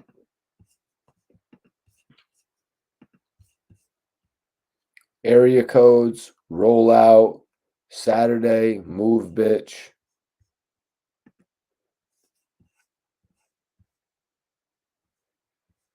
P Poppin', Stand Up, Blow It Out, Splash Waterfalls, Diamond in the Back, Get Back, Number One Spot, The Potion, Pimpin' All Over the World, Blueberry Yum Yum, Moneymaker, Grew Up a Screw Up, Runaway Love, Girls Gone Wild, Slap. Jesus, y'all. Luda's not playing. Luda is not playing. He's got hits. I think my boy Roy's Worst Relly is in here. What's up, Relly? Yes, I am, my man. What the fuck is going on? I mean, my fault. What's going on, Mikey T? What's up, bro? What's up, man? Nah, we're good, man. I'm just chilling, bro.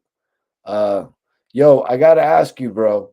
Overall, who do you got? Jay-Z? No, Jadakiss or 50 Cent? That's what we was just talking about. Who do you got overall? Who do I got? Yo, listen. I got a strong history with Jadakiss. Like Jadakiss, I got a strong history with Jadakiss. Right. Their careers are almost kind of similar in a way. The amount of albums they released, they're also their group albums. Nah, Jay-Z was. I mean, Jadakiss was another one wild. Like, I mean. And for the people that's tuning into when we're blogging and what we're doing, we're voicing our opinion on certain things. And certain things we're not bombing anybody, or I mean, it's just voicing your opinion about hip hop music. This is what the blogging world is about. I mean? Hey, Hey, But bro. I'm gonna go with Jadakiss, man. I'm gonna go with Jadakiss. Hey, you see what we do on here, man. We don't bring people on here to beef, Relly. You know what Yeah. I mean? We don't do that. We could have very easily done that at any point in time when we come on here, but we don't do that, bro. We're coming on here, like you're saying, we're giving our opinions, we're showcasing what we do, our talents and shit like that. Because believe me, if we wanted to do some of that beef and shit, we could do that shit. No, We're we about to start doing it. We about to start making everybody tune in to Mikey T. We gonna start doing live verses. They gonna start Yep. dropping the money. You gonna be controlling the deposits. We gonna make this extra crazy how the Queens Work Radar be doing.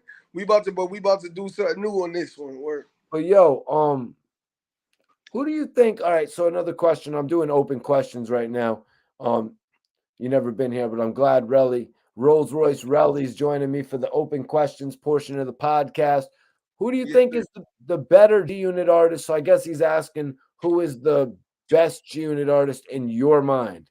Don't forget the Mob Deep. Don't forget the Mace affiliate. Don't forget the Spider Lokes. Don't forget the Kids. Let's not forget the whole. Let's not just go core G Unit rally. Let's get like. Yo, listen. I'm gonna tell you, everybody's mad about this G Unit. Everybody's like, we gotta talk about all the celebrities in the world. We ain't gonna G Unit every podcast to death. Hey, bro, what are you Come on, going? man. We gotta come on, What are man. you We gotta going talk against? about everybody. We gotta talk Whoa, about everybody. Relly. It's a lot. What are But you going against the question nobody, from a fan right now? huh? Oh, What are you going against the question from a fan for right now, Relly? You're out of pocket right now, bro. I'm not even gonna front. no, I'm not going against the question for a fan. I'm not That going. was a question from a fan, bro. You're doing Oh this my, whole open question. That's messed up, bro. Come on, don't be doing that to the people out here, bro. no. But I ain't gonna. You can't 50 be doing Cent. that to the people out here, bro. No, no, it's not the people. I I just don't give a damn about what nobody's saying about me talking about G Unit. Like, bro, nobody's gonna tell me about what to talk about on my podcast. They don't got to come on the podcast. Anybody that says that rally does not gonna gotta come on the podcast. I'm being 100% dead ass. I done 5,000-6,000 views before you popped in, and now you want to talk about that rally. You're throwing the vibe off, bro. What is that? no. Because it was a lot of people feeling offended yesterday Let them about. feel offended. Let them feel offended, bro. 10,000 views. Let them feel offended. We're finally doing something. Now they're feeling offended. Yeah, no. That pisses me off, bro. And I ain't messing with that shit. I'm about to be giving deals out before 50 Cent. Where's 50 Cent with these $1 million deals for my dudes in Queens? When I get 100 million, I'm coming to give $1 million deals out. And I'm pissed off. I'm going to be the one doing it before 50. The white boy's going to do it before 50. Shit's messed up. I'm feeling a way about it, Relly, that anybody thinks they're going to come and tell me what I can talk about on my platform after 12 years in this business. Yeah, no, that's why I was making it clear. But I didn't mean that take any credit away from any fans or anybody or anything like that, and to throw the energy off anyway. But we everybody knows that 50 Cent is the best G Unit artist. That's why, like and it was a little bad. Like a lot of people take even if Banks and them was doing their thing when they was in with the breakfast interview when you know what I mean. A lot of people took note on to like a lot of comments, and you're just blogging like we're blogging and we're voicing our opinions, and nobody's gonna stop nobody from blogging and voicing their opinions. Period. Yeah, it's like dudes don't want people to do something with their life, and it's like annoying to me. I'm not like about that shit, really. I'm trying to give y'all a position to spread your voice and shit like that. You know, like, but honestly, man, like, dude, I've been doing this shit for like years and shit, really. You know what I mean? It's nothing new. You know what I mean? It's nothing new. I don't know why people are stressing me over this shit over the last 3 to 4 days. Like, you know what I mean? Yeah. But yeah. Yo, oh man, who is these comments? Yo, see, this Did is you what I see mean. Game? Did you see Game and Snoop shaking hands with the police? No, I did not. Game and Snoop, you said? Was that video when they were standing up to the police, though, joints? I'm not sure. That would be crazy. That would be crazy. Banks, favorite Banks line, Relly. Do you have one off the top of your head? Yes. I have a yeah. What is it? All right, it's really. I start the car without the key. I got the key without my L. The only L I got cushion. They don't even smell. Yeah. You know. Do you know what song that come from? What song is that on, bro? The way you spit it was crazy. Nah, see, this is what I need. The Lloyd Banks. It's called "Call It How I See It." You ever heard that song? Nah, I haven't. I don't think I've heard Oh that. my God, man! That song "Call It How I See It" is the craziest Lloyd Banks song ever. It's I call it how I see it, and I see it out the beamer. My metal tag along a picture me without the Nina. I'm 1,000 times cleaner, and my bitch thick is Trina, and my grip Now, is what my main about this girl. line? Don't shit come between them and the floors like the top 5 in the 40. I drive by with your shorty like hi, record me. You saw Yeah, me, you saw a right spaceship. here, right here. George is saying beef sells, Mikey. Yeah, it's like, bro, like honestly, like, let's be real. Let's be real. Dudes like was in here the other day coming into the live video. I could have brought G Unit members in when Spider Loke was in here. And that's what any clout chasing blogger would do. Yeah. Try to set people up to argue. That's what a clout chasing blogger would do. So please don't get me confused.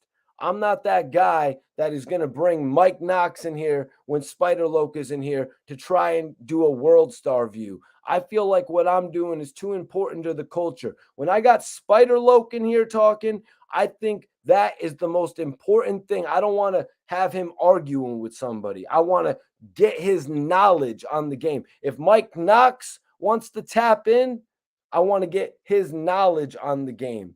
So people are getting shit twisted, man. You know what I'm saying? People are getting that shit twisted in regard to that because I don't want to try to have two people beef on my platform. I want to come on here and talk about the real shit. Okay, here we go. You think that bandana makes you look gangsta, but all I see is a handkerchief. What song was that on? I don't know what song that was on. What? Wasn't that on wasn't on I'm So Fly? Oh yeah, I think so. But all I see is a handkerchief. I think so. I'm not sure. Oh my God. How about that? What was this one on again, bro? Pussies love Nelly. He made it look cool to wear band-aids. Was that on Stunt 101? I'm not sure. I don't know. Where Mikey T went, man? Mikey T went. Oh, I'm like, word. I'm like, where Mikey T Don't went? worry about it when you just be on screen by yourself. Just hold it, Relly. You know what I mean? Just hold that shit when you're on screen. Like, you know what I mean? Oh, shit. Oh, so hold on. 1 second. So I'm saluting you this whole chat, and then you're going to pull some bullshit like that? Okay, I got you, bro. Which lyric are you talking about, EMS? I feel like that's I was almost thinking that was the EMS. I thought that was the EMS that was friends with China Mac. I don't know if you're familiar with the EMS that be running around. Wasn't it EMS that be running around with Queen Oh, Swift? Mikey, can I ask you a question off the top? What's up? Who do you choose, G Unit or D Block? Oh, obviously G Unit, man. Obviously G Unit. Come on, man. I was just asking, like, are you just saying that because of 50 Cent or for as a whole group as a whole? Oh yeah, man. I think the G Unit group outweighs the D Block group, bro, by far. You know what I mean? Banks, Buck, more interesting artist than Styles No, but what P. about up until Like now I though? hate that. What about What? up until now? Oh, up until now, I was saying that before you logged in. You know what I mean? I was saying that before you logged in. Like right now, Jadakiss is hotter than 50 Cent. You know what I mean? When it comes to music, Jadakiss is still. What I know, Relly, if you get the opportunity, you're taking the. What are you No, gonna no, do? no. You doing the? I'm just Hold saying. on, I'm Relly. just What are saying you because, like, doing? you You know, doing? I be saying like a lot of we could all, like like, but wait, music. No, but I think he get a little more radio play. I think he get a little more radio play in certain things. But I mean, as a group, because right now they're still going to give albums. They're still going to give people stuff, and like This is the you question can't right face it here. off of one era, off that one super mega G when it ever. You can't face it off that. Oh, You that's can't what face I'm it. basing it off of, bro. Yeah, because you even bringing up Buck, man. No, no, no. We talk about all the way up until now, man. Yo, this is the question though, Relly, and this is the question for everybody in the chat. Relly, are you taking a verse from Jadakiss or a hook from 50 Cent? I'm I'm taking a verse from Jadakiss, man. Oh, Yo, listen, yo, where's a the verse. panel, man? Where the hell is the panel? Yo, listen, I'm sorry, like, cause no, a verse, a verse from Jadakiss is like a verse from Jadakiss is crazy. D Block. Oh, hold on. Hook from 50. Tom says. Jesse's fat balls. Why did I read that? Whoa, whoa, whoa! Why did I read that, bro? I thought it said something else, man. I'm sorry, brother. He said, I'll take the hook from 50. Let me see. Tom says, then Jade is going to kill you on your own shit, though, Relly. What? You know, like when Jada jumps on a track with an artist, he usually gets them on their own shit. You're not going to be worried about that? Nah. Cause you want to know that's when you as being the artist, you gotta like when certain artists do that, and you know they like that, you gotta throw an extra verse on it after that. Even because 9 times out of 10 they gonna want you to send them the hook and your verse, and then they gonna do what they do, and that's when they send it back to you, and they don't even know that you had another verse that came after that. Like I'm prepared for that too. Like some a lot of artists do that. Like Lil Wayne used to do that a lot. Kanye West used to do that. Like a lot of artists do that. Drake might do that on a song. If an artist really gave them a super incredible verse, he'd give them another verse with a different kind of style or whatever like that. Well, Johnny Blaze says you're going with platinum with 50, though. A hook right now? That's what he's saying, bro. I mean, Now, shit, he now just did I Whiskey no, Luck. but just but even if it was a verse from if you would have said a verse from Jada and a verse from 50, I would have took the verse from 50 though too, because the 50 verse now just you being born from Jamaica Queens or being born in Queens like that still mean a lot too, and a 50 verse like is crazy, but not a hook. A hook What do you mean, Relly? Look what young Papi Yo says. You guys saw what a 50 Cent hook did for the game's career. at that G Unit era. He's got a point, bro. If that's the case, 50 will have hooks flying on everybody's shit right now, all over the radio. True or not true? We not being biased, right? I'm If just that's the saying, case, bro. we would hear even if he wasn't like doing the project Stars Power, whatever. You would still hear like a lot of him on mad hooks. Like yo, that's crazy. This is somebody's song. How many hooks do he have on how many artists' album?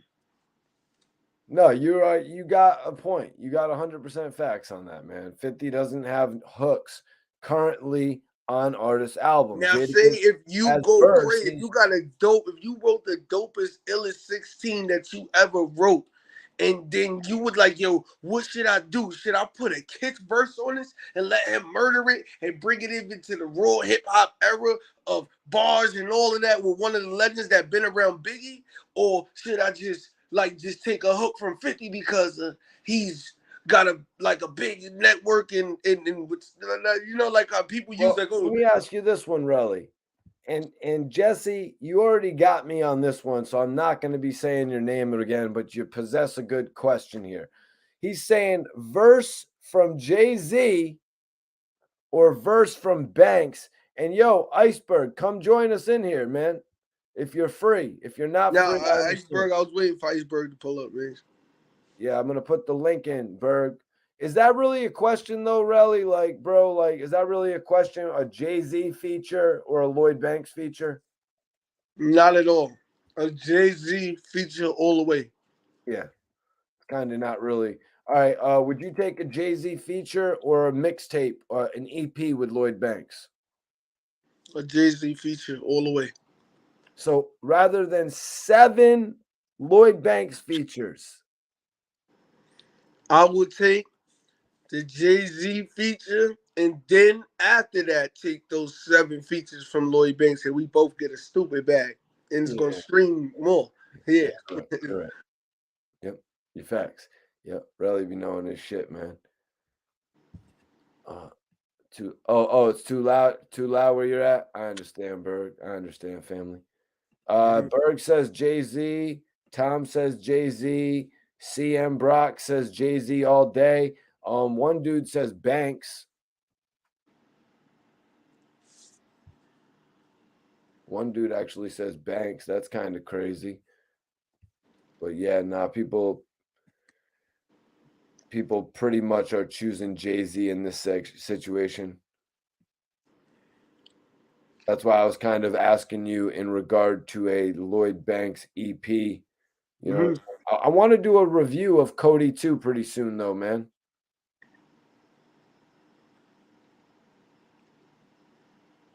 Hold on 1 second. Hold on, Joints. Your ass is up out of here, dude. Somebody said Eminem or Jadakiss. Yeah, Eminem or Jadakiss. Can I ask you a question, Mikey G? What's Do up? you think Eminem could go ball for no? Do you think Jadakiss could go ball for ball with Eminem? Open mic, like right there, 2 microphones. Yeah. It's Jay-Z versus Eminem. Who you going with? Oh, who am I? I don't know if I'm just necessarily going with Eminem. I mean, Now you know, this is how you hit us with these questions. Now you see how it is. I'm not going with Eminem after watching some of the ways that he battle rapped. You know what I mean? Like watching some of his old battles, I'm definitely not going with Eminem. You know what I mean? Like Jadakiss has done this video where he was talking about battle rapping for like $750,000, and Jadakiss is just a beast, man. But when I watch these old battles of Eminem, like doing the freestyle or the rap Olympics, I just wasn't really that impressed. I think Jadakiss would chew his head off, man. To be real with you. You think so? Yeah, maybe shit has changed. You know what I mean? Maybe shit has changed, but No, you know, it's just that only because like I know Jadakiss got super bars or whatever like that, but Eminem has uh out of this world wordplay. and yeah, but do you think Jadakiss would get nervous? Yeah, because for Eminem, if Eminem was to even accept that challenge, and for them to do that, that we would have a Jadakiss that we never ever saw in our life. That's why. That's why. You know, you that feeling like what?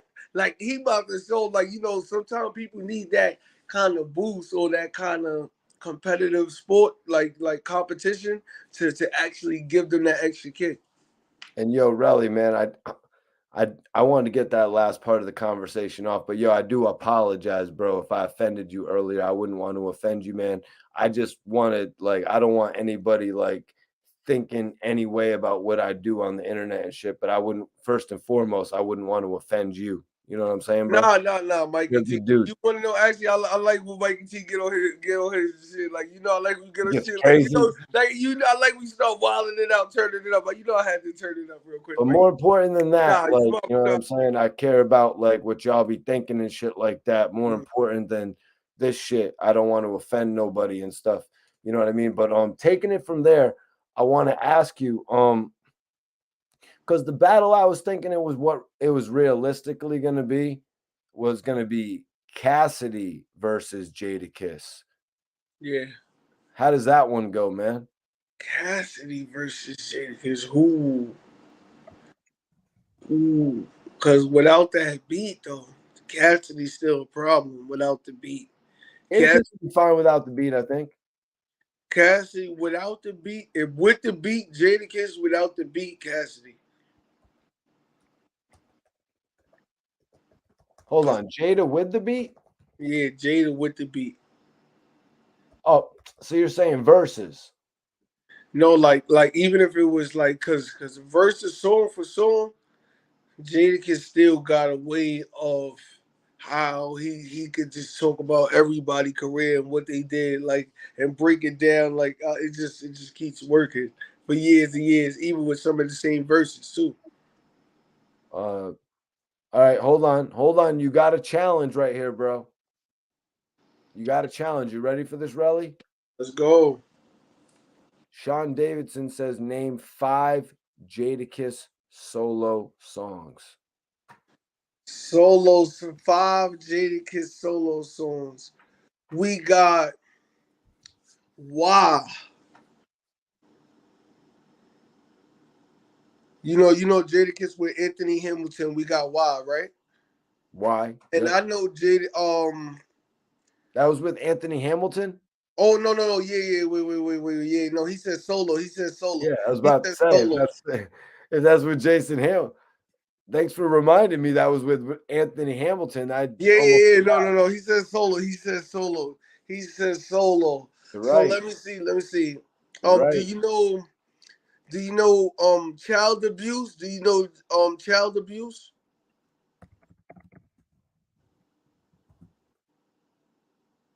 Jadakiss, Child Abuse, Yes, solo track from the mixtape with DJ the Kiss My Ass, the champ. yes. That. Okay, so you got one. Oh man.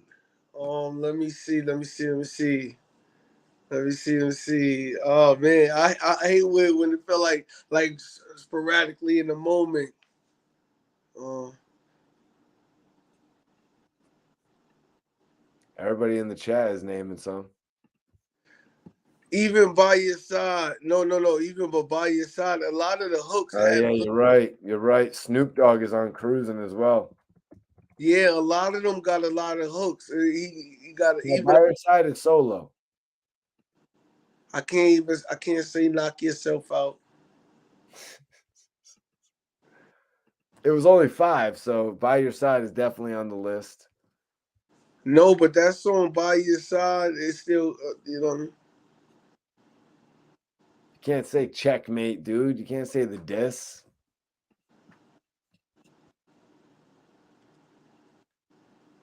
Champ is here. Nah, only reason why I don't even know why I can't not off the top like that. Yeah, he ain't capping.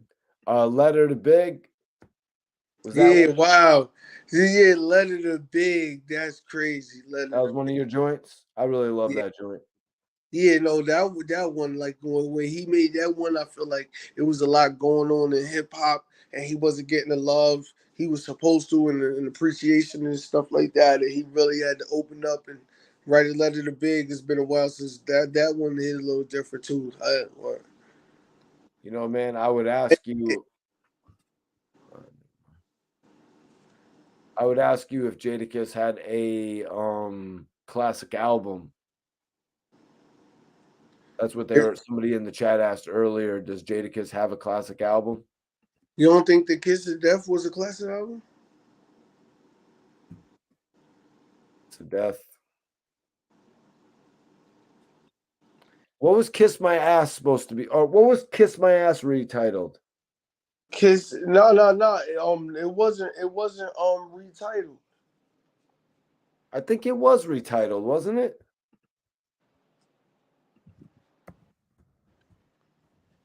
I It thought had like I thought they wouldn't let him release it with that title. Yeah, it was retitled The Last Kiss. yeah. No matter of fact, the last kiss with the So you're boxing saying his gloves, second album, though. right? Oh, no, not the boxing gloves.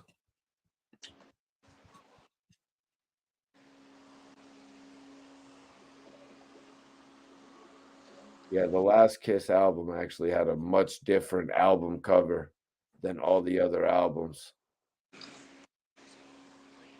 Kiss the Game Goodbye. Why the hell is that copy me, bro? I'm talking about the open. The Last Kiss.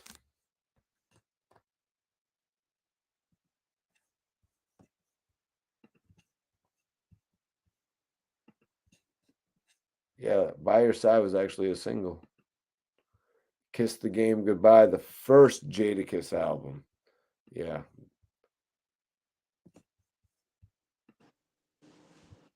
You good, Relly? Yeah. You Gucci? All right, cool. All right, we're gonna do a couple of blood pressure. Put your hands up. Put your hands up. What was the Jadakiss and the Nate Dogg song called?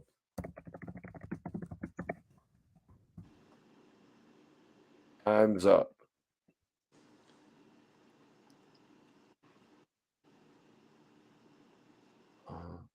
We gonna make it. He said, "We gonna make it." Come on, y'all was playing PS2 during that time. Y'all wasn't. Now, you want to know what was one of the songs? Still Feel Me always touched people's hearts in that era of that time of Jadakiss. Still Feel Me is one of the classical ones. Yep, Jada certainly had plenty singles, man. But yeah, yo, Relly, I appreciate you tapping in, man. We're probably gonna get up out of here in a bit, so I'm gonna have you on the next episode, G's. Yeah. All right, guys. Yeah, we did. Yeah, we did. Relly got challenged to name 5 songs. The whole chat just started going crazy on it. Knock yourself out. Yeah, that immediately came to my mind when Relly was talking about the boxing gloves. I was like, oh shit, yeah, knock yourself out. But nah, so many songs from Jada. How about that, man? It made me think, like, who were the songs I was just going over? Ludacris. That'd be an interesting verses right there. Jadakiss and Ludacris, man. But I definitely appreciate everybody tapping in tonight, man. It's been an epic live stream. Not really. The whole chat, Sean, started going crazy on it, to be real with you. The whole chat started going crazy on it. There were probably about 15 Jadakiss songs actually named. But yeah, I appreciate everybody for tapping in, man. I wanted to come on and give you all this impromptu live video. I know I got a couple videos out right now, streamed from last night. Put out a piece of the interview with Spider Loke. I wanted to come on though and address this because I feel like out of the topic that I covered last night, I didn't really get to focus in on this. The whole "What's Up Gangsta" aspect. The whole "What's Up Gangsta" aspect was a big story a few months ago when that news broke about Game possibly writing for Get Rich or Die Trying, because that's really been the narrative, that Game had been written for by 50. Now it got flipped. Okay, very interesting. Now 50's denying it on the Breakfast Club. So I wanted to make it a focal point of tonight's show. But also Lloyd Banks is doing some amazing promotion for Cody too. And I wanted to key in on something that was kind of going viral, about Banks mentioning the ghostwriter, mentioning ghostwriters, sending a little jab, you know what I mean, when it comes to the thought of a ghostwriter being involved with tracks.